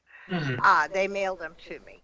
So, yeah, you don't even have to stand in line anymore, even on an older car. Now, cars that are 10 years old or younger or under 100,000, and under 100,000 miles, you do not have to have inspected. Oh, interesting. So it's a partial that they've done away with. I guess they're assuming if your car's under 10 years of age, it probably won't have mechanical difficulties. I don't know. I guess. That would be how I'd interpret that. Cars even under 5 years old have big mechanical issues. Yeah, they can. It definitely depends on how well they've been taken care of and maintained. Well, I've got one in my yard at the moment, and it's only 2 years old, but the chassis is so rotten that the car's chassis is actually snapped in half. Oh, gosh. What? What kind of car is it? It's not a Foxhole, is it? No, it's a Ford Mondeo. Oh. I don't know nothing about them. I hear them advertised on the Classic FM, so I'm assuming that they're a European brand. But I was listening to Classic FM one morning whenever I was working the early shift when I was still back in the warehouse at the recycling center, and my manager came in at that time, and he's done some traveling, and he heard them advertising for a Vauxhall, and he's like, "They're still selling those? Those are pieces of crap." A Chevy. I can definitely attest to that. Oh, so it A is true. It's a Chevy. Yeah, a lot of our police cars are Vauxhall Insignias. Wow. All right, who's next? Uh, Hey, I actually had a rant this time. It was I know. That's the Kieran has a first one rant. for like nearly Had a 3 good or 4 one. weeks. Kieran has a rant. I saw the picture. the rant. Do I need to do the sound Which effect? one is this? Because I have quite a few. The picture of the car that ran into you. Oh, I heard about that earlier. Are these little sherbet ditches? Hold on just a second. Oh, what, the one from the Polish driver? Yeah. Oh God. Yeah. Here it comes. But he's driving on, in his country, the correct side of the road. In our country, it's the wrong side of the road. Down the M3, which is our motorway. No. So I'm travelling at 60 mile an hour in a marked police car, may I mind you. And all of a sudden I can just see this car. And at the moment I thought there had been an accident ahead of me because it was facing towards me. So I immediately flipped the blue lights on and closed the first 2 lanes. So I switched everyone over to the first lane. And it just continued coming towards me and towards me and towards me, and I was like, no, this car's doing nearly 60. So Oh, I going the slam on wrong the way. brakes. Yeah, so I slam on the brakes, try and block the road, and he ends up just crashing straight into the front of my car. Pitching in a grave right now. Look at these. There's these Turns little out things. that he doesn't actually have a license in the UK. Now we put a china cabinet right there by the front door. Doesn't have that insurance. table in And that the car wasn't small, MOT or you know, taxed. stand up one. Yeah. But these need to be put in something like that because they're Yeah. Thanks.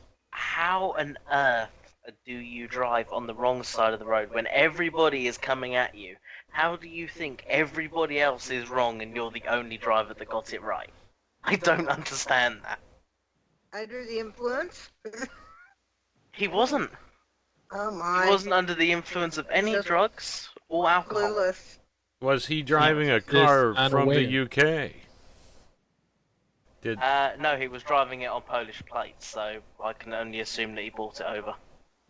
so he was sitting to him on the correct side, just oh boy. Yeah, it's just... But didn't you say he didn't even have a Polish driver's license? Nope, he didn't have a license in Poland or the UK.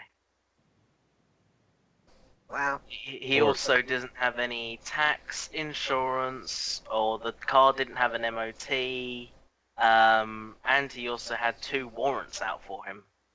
No. Oh. Yeah, I don't think he had a very good day. Didn't by the time I got up with him. So how are you after getting hit head on like that? I'm okay actually. I was in a X5 BMW, so I was in an SUV. Rodney will tell you, even if I'm driving a marked car and not my unmarked, I will only drive SUVs. Partially for this reason, that if you do get into an impact, at least you are kind of semi-protected. Especially in my line of work, where you are in pursuits all the time, and you're dealing with drivers that don't really know what they're doing, and they tend to like to smash into you to try and get away. Mm-hmm.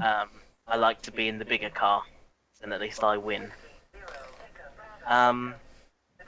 But yeah, I felt alright. He did have to go to the hospital, and he did end up breaking his arm. To be honest, he's very lucky that he didn't kill himself or somebody else. Because he very easily could have.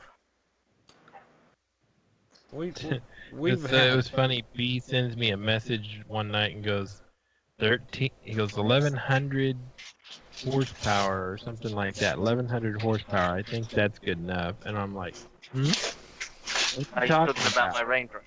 Yeah, he's got his Range Rover at 1100 horsepower. That's What- all the ECU and everything is telling me. What engine is in it? V8. Factory Rover V8? No. The aftermarket. It's by Khan. Kong? I don't even know what they've done to it. I mean, that thing has got uprated everything. I don't actually know even if it's actually I know it is a V8, but what they've actually done to this V8, I don't know. But he can go to 0 to 60 in 2 seconds. No. 3.7. 7 seconds. Whoa. Not bad. Especially for a big 4-wheel drive. Yeah, that's wild. And so then I go and pop off and say, oh well, you could probably do 1300. He goes, oh, don't tempt me.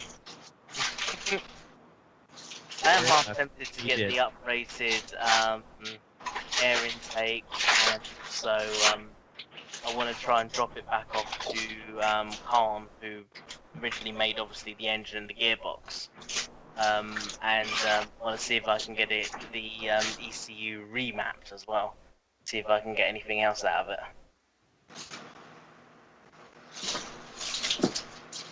don't know if I can. Prove me wrong.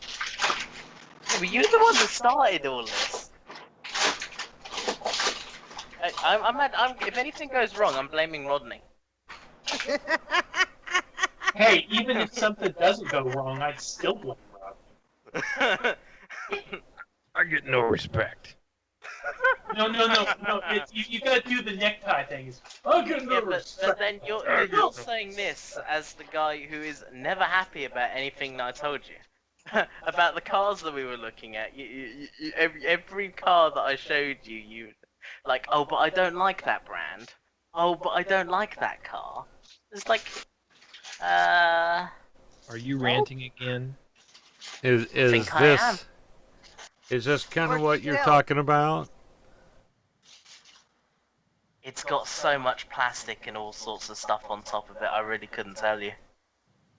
That's the 7.3 liter King Kong or Godzilla V8. It I would sounds think right. so. Godzilla. Yeah, That fit in my Buick. yes, it would. Was Sideways. thinking, We'd have to get the Cadillac transmission for it, but it would do it. I'm thinking to get that in Mom's Jeep, we'd have to take the hood off. And Talking about the hood off of something else. Rodney, looky where it comes from. Summit Racing. Oh my gosh. Look at the price of that engine. cheaper than a new car. Gosh. Yeah, I dread to even think. If I tallied up how much I have into that car, I don't even want to know.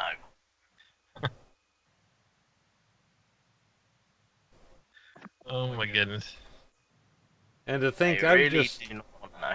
I've got a 4.8 liter V8 in my pickup, which my truck that I had before, the one that everything went bad, but I'm not blaming the truck. It was 20 years old. That was a 5.7. It put out 245 horse. The 4.8 puts out nearly 200. Which is amazing, but yeah. But then there is one thing that I have. With my 3.8. One thing I have found though is the American V8s from standard, like from a stock engine from the factory.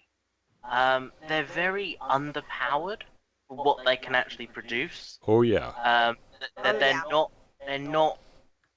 you know, like they're only using like 10% of their capabilities.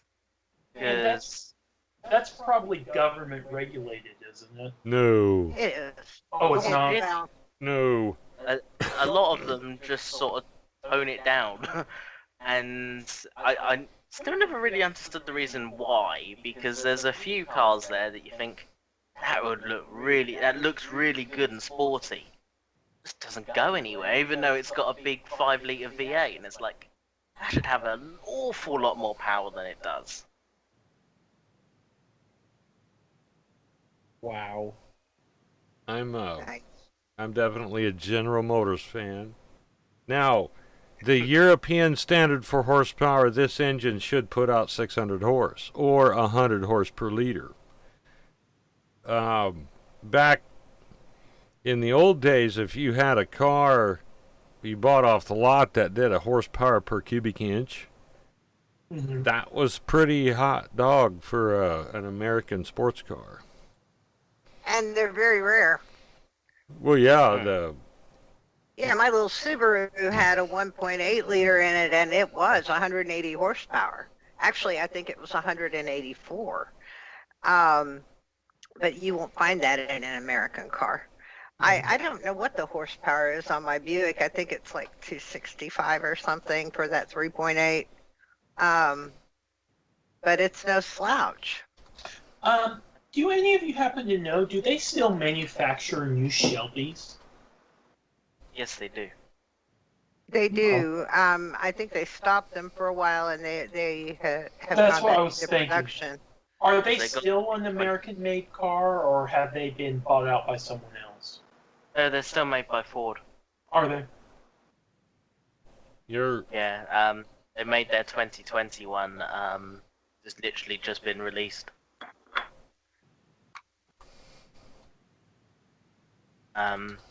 Yeah, I think that's also, but that is one of the good things, though. It's a bad thing, but a good thing at the same time that your guys are underpowered, because our ones normally run at about what they should be. Mhm. Our cars last anywhere between 100 to 200,000 miles. That is a very, very, very high mileage car over here. Mhm. For your guys' cars to have 200, 300,000, not really a lot, from what I've gathered. I bought my truck with 117,000, and it's got oil pressure like brand new. I mean, it looks like brand new. So So you're basically saying, Kieran, that you think because they basically push the engines to the limit of what they are capable of doing, that there's more wear on them than, say, like an American engine that maybe only does a fraction of what it's capable of. Yeah, because I have two friends over here that rigorously, and I mean absolutely to the T, follow the service manuals and all of that comes with the car. In fact, they quite often even over-service it because they do a little bit more miles than what's in the book. And their cars are dead after sort of 90 to 100,000. I mean, you know, it's starting to become more of a problem than it is a asset. It's starting to spend more time in the garage than it is on the road. And you know, it's just got so many issues that it's not worth anything. It's just scrap. right. And So over there, I mean, I've seen cars that are doing 400,000 or 500,000 miles, and they're still running and driving like, you know, like they're brand new. So Patty's 04 Buick LeSabre 3.8 liter V6, it puts out 205 horse. Okay, so I was way high on it. And I was way low on my estimate, at least in the Express, which is the Chevy van. The 4.8 liter puts out 285 horse. That is 40 more horsepower than my 5.7 put out from 1998. So that, and it's another generation of engine, which means that it's, you know, redesigned. It was redesigned for easier to manufacture. It was better on fuel, which I'm not sure that's true. I think the best we got on our trip was 22 just miles to the gallon. It was the first big road trip with it, though, and I have to say that it takes a couple of tanks to get the computer reset, and you'd been doing a bunch of city driving with it, which it was used to. Right. I think it could probably do a little better, but I think the most we ever got out of the other truck was 21. So No, I never broke 18. Well, no, I thought we take that did- back. That yeah, we did on an Iowa trip. it if I was getting 18 in it, I'd be totally happy. But you know, I agree. The European cars, they tend to push the horsepower up,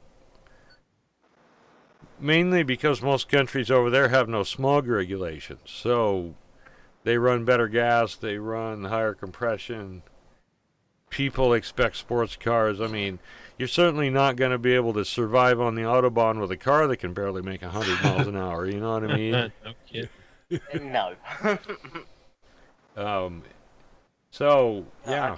Even our, like, the Vauxhall Insignias that we have at the police department, they're a little bit uprated than the normal ones, but not by a catastrophe. A lot. But, and I think they produce something like 317 horsepower out of an Ecotec engine.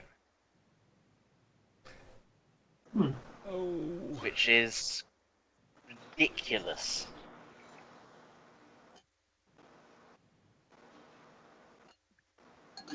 there's So back to rants. rants. I think I already did mine when we kicked off and talked about situational awareness, which Franklin actually hit on with his, being aware even in underground tunnels in a vehicle, being aware of what's going on around you, being aware of your weather is important every day. Get up and have an idea. And if they say intermittent showers, that means, yes, you might get one and you may not. Don't blame the weatherman if you don't get rain, because they have told you intermittent. And often we'll say not everyone will see this. Listen to everything that they have to say.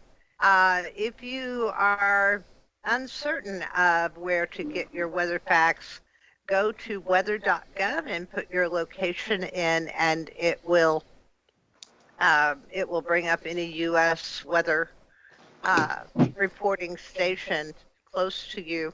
And it's real good about dividing up areas too. For example, we've got a net control who helps us with our Zello app, which is for spotters locally and regional. And it's a great little radio app on the phone. And he lives up in Hickory County, and when you pull up his weather, it actually comes up Kaiser Field in Lake Ozark, but it's fairly close to him and much closer to him than the Springfield regional office would be. So, great resource there. If you're going camping and you're uncertain what the weather's going to be, put in that location or a town closest to that location so that you can see what to expect. And we've got a holiday weekend coming up. People are going to be spending time on the river and at the lakes. Lakes, campgrounds. Campgrounds, exactly. And while we are expecting possibly some showers in our watch-worn area, nothing severe. However, as I said, that system on Saturday could shift. So people that might be going out of state or going to parts north, need to check. You need to know what you're driving into. You need to know where you're going to be camping or staying, and is that safe. We made it at home from the Duress show by the skin of our teeth and just caught the tail end of it. We had literally stayed where it hit. And within a couple of we were just a couple of miles from where it took the brunt of those heaviest winds. Well, technically we were in the path because we were just as far north as Marion and Cedar Rapids, and they got hit hard. Right, we were just down the road from Marion, and Marion took a big hit. So yeah, we had gotten out the day before, so, and we were aware of the weather that was coming, and actually we're out running it. I'm sure Franklin and Rodney could attest. I'm just sending them screenshots from my phone of where we were in relation to the severe thunderstorm warnings that were in the area, and we had made a good choice to get off the 2-lane roads and onto a 4-lane. And it looked like initially we were going to have about 10 miles of possibly some quarter-size hail and 60-mile-an-hour wind gusts. And the darn storm just kept building out ahead of us, and it wound up being 60 miles of horrific rain, hard to see. I held the phone up at times like this, was watching the road for Steve because he could not see. We could not see the cars ahead of us, and the phone will see better than your eyes. So it was scary. Then we had one that built up around Truman Lake that was dropping down, and it looked like it was trying to chase us as well. We changed our course and steered out of that one. But it was like Mother Nature had it in for us. We were not in for a storm chase that day, but we wound up being chased instead. So. The storm was up for some chasing, you see. Right. It wanted to turn the tides here. To be honest Like, you're with normally you, chasing us, we're gonna chase you today. yeah. My experience with that rain was it washed my truck better than I have lately with just scrubbing it. So Yeah, there it was that much rain coming down. tremendous. It washed the bugs off the front of the truck, if that tells you anything. 90-degree temperatures. It was one of the hottest days of summer in Iowa when we were up there driving in the bugs, and it washed all that off. So, And that's why we didn't get so great a gas mileage, because it's harder in heat to do that. so, yeah, my rant is be situationally aware. Always know what your weather is, and save yourself grief, save yourself heartache, and let me tell one more story on my rant. So back in 1978, 79, dear sister and her family and myself and my ex met at the Current River. And we had no idea what the weather was. In fact, the area that we lived in, we didn't get local weather. We were 60 miles from St. Louis and probably 70 from Cape Girardeau. And at the time didn't have things like the Weather Channel or that to get our weather. Our local weatherman was actually a guy that ran a car repair shop in town, and he just gave the statistics for what the local weather was for the day. So we took off, went to the river, we camped, we set up our camp on a Friday night, we floated Saturday, and Saturday evening as we left the river to go back to our campsite, the river was coming up. Now, it was not raining where we were, but it was raining to the north. By the time we got to the 7-mile stretch of one-lane dirt road that went down to our campsite, it was pouring. The wind was howling above us. We were going down into the river valley, and we could tell the wind was just howling up at the top. But it was raining so hard that a dry bed creek came up that we had to cross with the Jeep. 4 adults, 4 kids in a Jeep Cherokee, about a 1971 model Cherokee. And we hit that wall of water going down the hill, and it took out the solenoid. We had no electric on the Jeep. We were dead.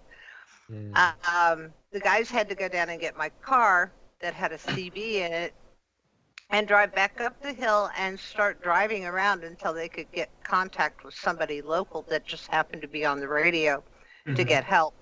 In the meantime, my sister and I grabbed the pistol, locked the kids in the Jeep, and we went down to start getting our stuff out of the camp.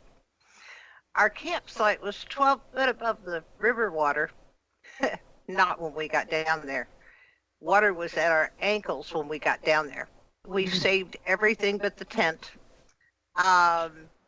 We could not get the tent up because it was an old Army style tent. It was heavy. We couldn't get the stakes out of the ground. And by the time we finished, the water was to our waists. Oh wow. It was, no clue what to expect from the weather. And I think we then drove back in fog that was so thick that you couldn't see the road in front of you, all crammed into my car at that point with all of our gear. And the Jeep had to go to a shop and get picked up a couple of days later.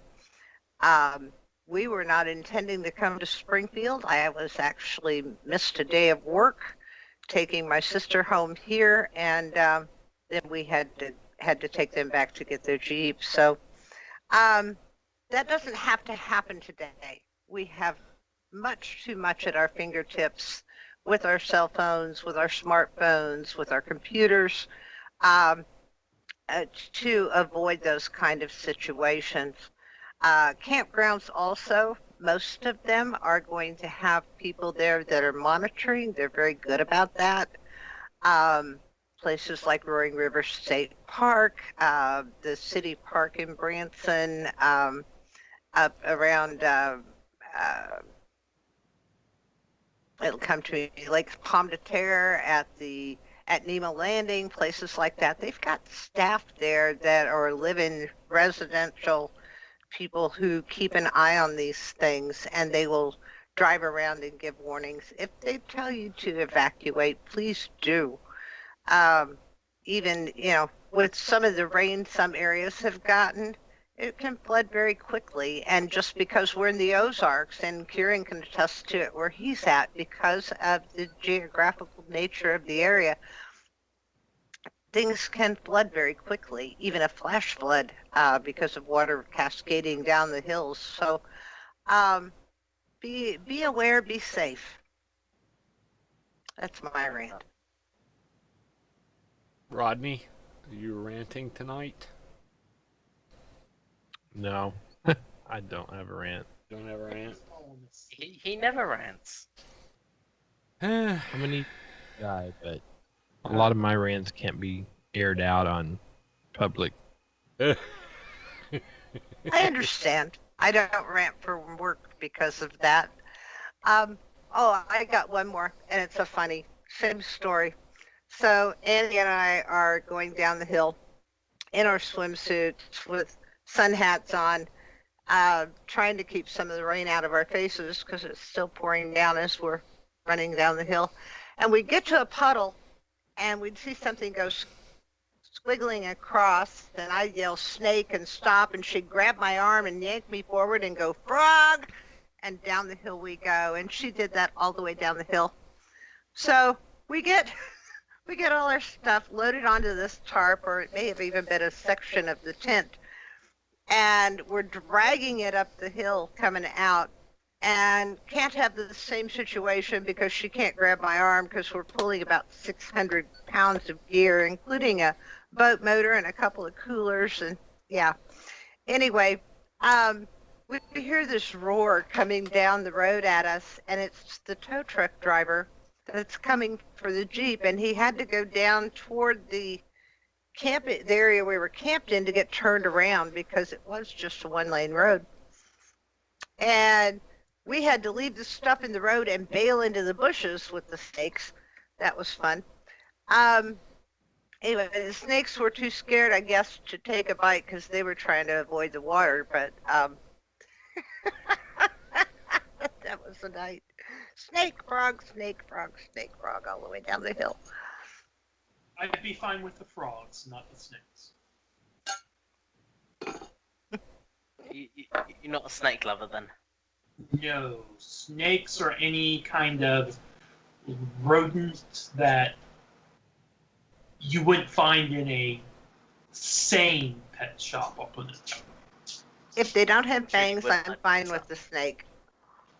Not in my house, but we actually had one in our backyard that we mourned here a couple of years ago. We had a garter snake that was keeping the pests down, and we hadn't quite named it yet. Steve ran over it with the lawnmower, so we were in mourning for a little bit. But Choppy.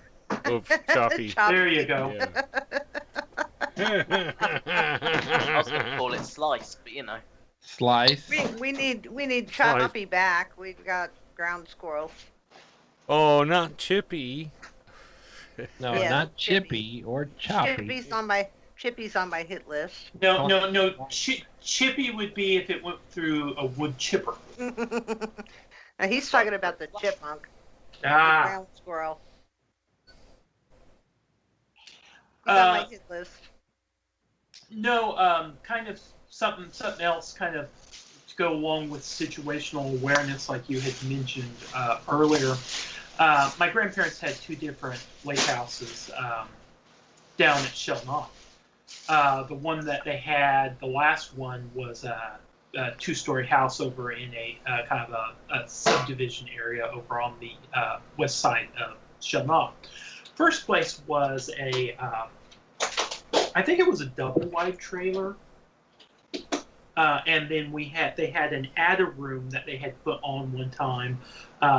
We towed a big truck for a company that sold those. It was one of their trucks that they take them out to location and then set the adder room on.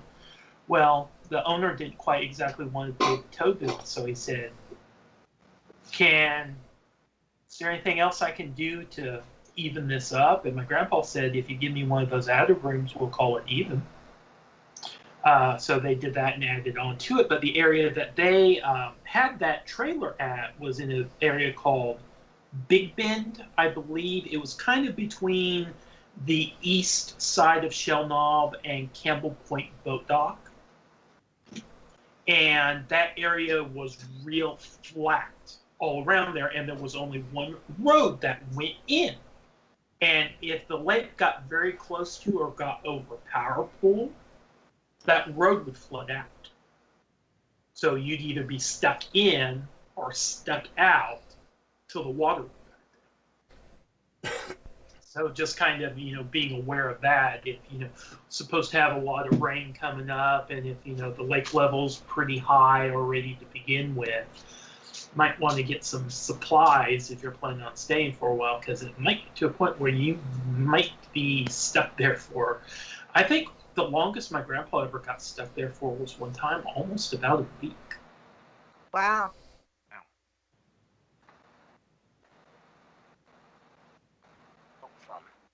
So, I've got pictures. Pictures.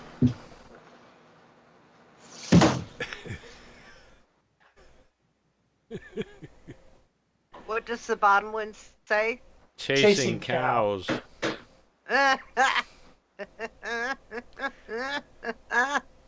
Oh, did I mention I was driving like at 11? That's probably real true for me. And one more. What I guess my rant tonight is about people naming cats with human names. Okay, I found a rant. This is Gary. Gary the cat. Gary the cat. Speaking Now- of cats, Is that Rodney's rant? oh yeah. Oh boy. So the Gary the 20-pound cat, but somebody posted as a comment, she's very tall for only 20 pounds.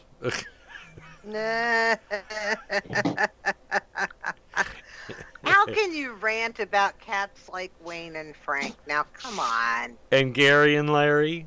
Te- Larry. Technically, I guess both of our cats had human names. The one was Delilah, and then the other one was, if you're a Gunsmoke fan, was Miss Kitty. Yeah. Human named cats. And an actual rant. We've had this experience, all of us that have run the net on Friday night, on and off, where somebody's jamming. And I was watching the 2 Meter Crew, guy named Derek, and he's up on Mount Diablo out in San Francisco, and he's talking all over.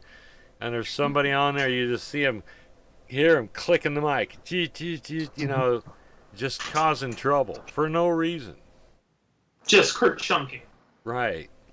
And it's funny, I've run a net, well, I've talked on my radio since the last Friday night I ran the net, and there was the noise coming through. That was a jammer. There was somebody trying to jam the repeater. Well, And- I've never known it for a fact, but it seems like it's awfully odd a lot of times. We have noise off and on through the first half of the net, and then the second half it's not there. They get bored. They go away. And I can't And- find them. I mean, I can't locate the source of the signal. Today on the 4-9, there was somebody on, sounded like they were sitting on a microphone, and it went on for 10 minutes. The repeater timed out in 3, and it just stayed timed out as long as it was keyed up, and you could hear them talking in the background. It's just like, really? So But what was happening Friday night, it sounded like a carrier and yeah, he wasn't able to narrow it down. Well, I But, was running the net. I couldn't chase it. Right. So So maybe when you're running the net, you need to give me the SDR so I can run it. that's possible. So Well, I will keep that in mind tomorrow night because I'm sure I'll probably be doing the net because Jordan hasn't got his station up yet, has he? I'll double check tomorrow, but I'm sure he'll probably want me to do the net, so I'll keep that in mind. But that's my pet peeve of a rant. It's like, have you nothing better to do with your time than cause trouble with amateur radio operators trying to have a good time? I was Unfortunately, going to ask you, why would they? What do they get out of doing that? I don't. Patty's the It's psychologist. I know. sometimes, unfortunately, some people just get enjoyment or find it funny causing other people issues. They do. And I don't think it's funny when they see an FCC restraint tied against them. Right. We had someone who was getting on several of the repeaters for a time, and the 4.9, the 9.1, the 2.3, and would get on there and just curse and carry on drunkenly. And a little fox hunt took place, and come to find out that it was a man with he has a CB, but certainly not a ham license. And he had wound up with a knock on his door from one of our local hams, and his mother answered the door.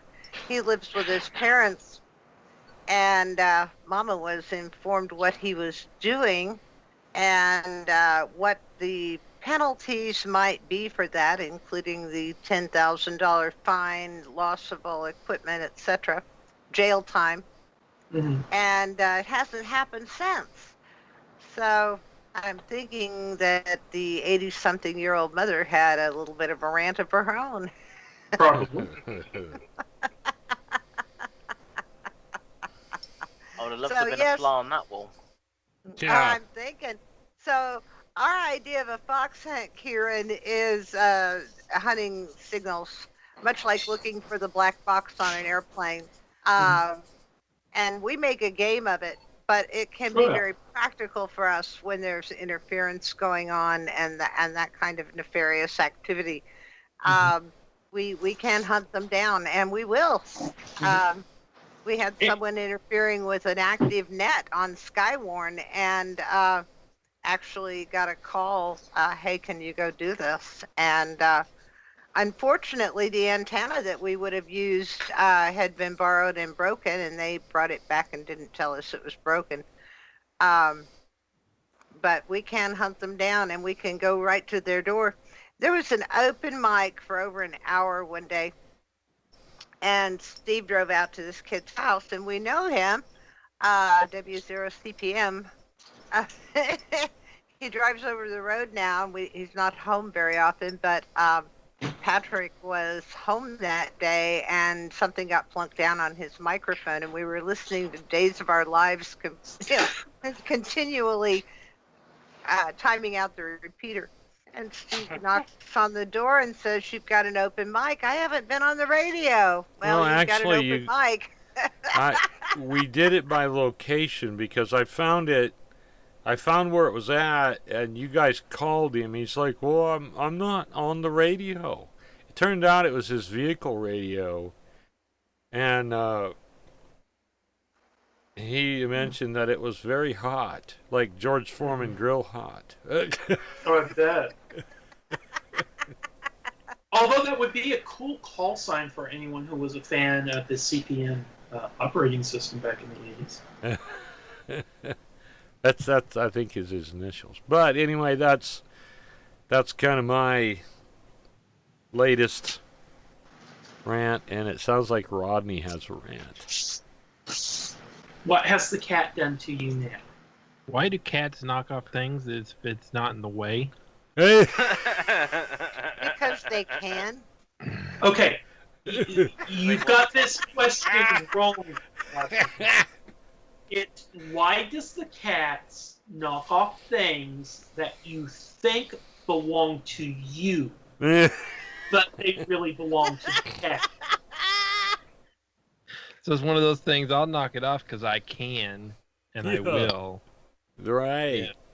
Pretty much that's What's the cat answer. right now? See, it proves Well, I that went the into Earth is kitchen not just flat. a few seconds ago, and I looked, and the cat, not even close to it, not even remotely close to it, knocks a bucket of like coffee cup lids and filter on the ground. And luckily, the filters weren't exposed or anything, or else they'd be no good. But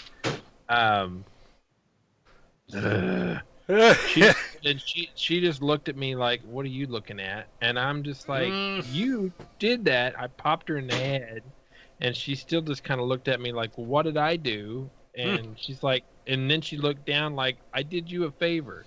It needed to be down there," type thing, you know. I'm just You like, left it out.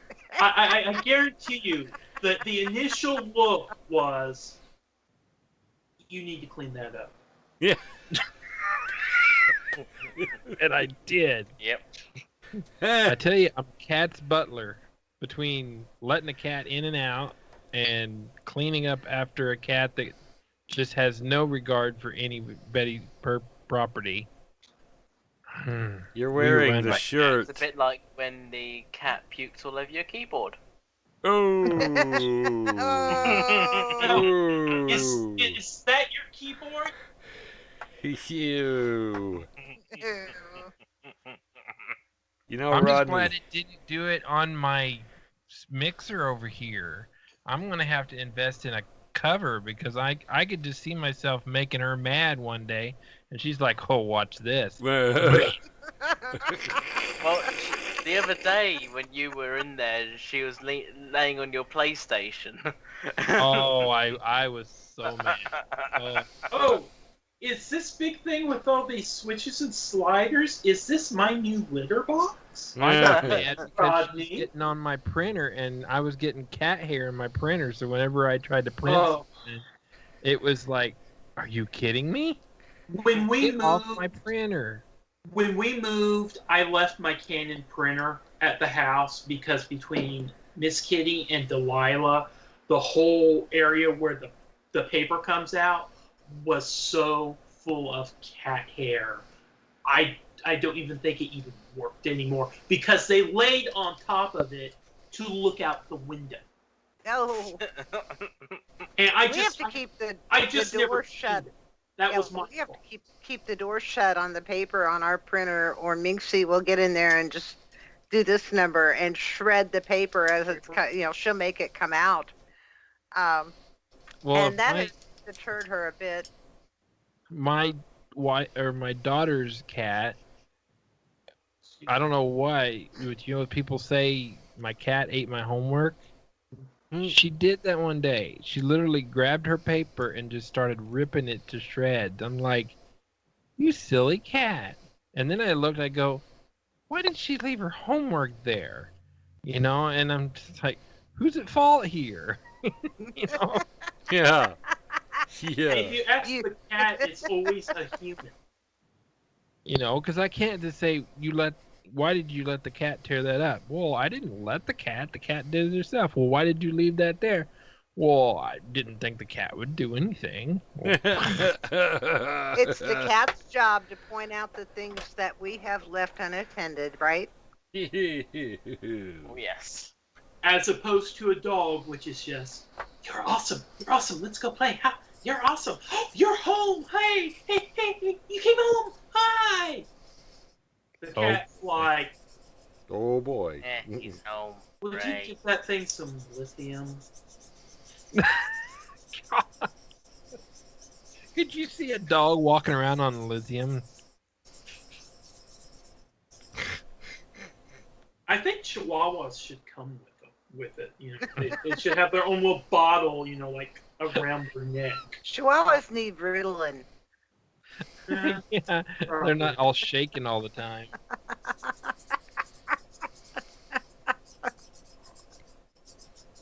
Well, that's because they're all used to their native Mexican heat. They get up here, particularly if you like to hang meat in your residence, and they get cold, but refuse to wear a sweater. Yours wouldn't wear a sweater. Where's our 73 round? We've never had a dog that has willingly ever wore a sweater. Pee-wee would wear our miniature dachshund we had. He would wear them and tolerate it. But he didn't like to. Rocket, you couldn't even hardly get one on, and if you got one on, he would literally roll on the floor until he got it. Critters. Did I hear someone say it was time for the 73 round? I think it is. Motion Yeah. that, and I will second that motion. So, here's the order. So we have a second. All in favor? I Aye. Oh In the spirit boy. of death, all those opposed, aye. So here's the order. It was Patty, Kieran, Franklin, and Rodney. All right. That's the I order of wish appearance. you a blessed, happy, and safe Labor Day weekend. Enjoy your time off while those of us on the front lines keep things going for you. I hope you never have to call me, and I hope you don't need to call 911 this holiday weekend. Drive sober, drive safe, be safe, have fun. That's my order for the weekend. And 73 and 88 from KD08EL. Well, I'm about the same. Please, everyone, be safe. Really don't need any more call-outs than what I normally get, as it's been quite the adventure the past few weeks. But hopefully, that's all now starting to calm down. So, as long as everyone stays safe and doesn't get into too much trouble, that'd be good. So, everyone, have a safe weekend, and be back next week. Have a good one. Sounds awesome. And I also hope that everyone has a good, fun, and safe Labor Day holiday weekend. Make sure no matter what you do, take plenty of pictures and share them on social media. If you are into it, do some radio working. You might talk to some friends and everything. And, these can also get the weather radio frequencies so they can help you stay weather aware and safe.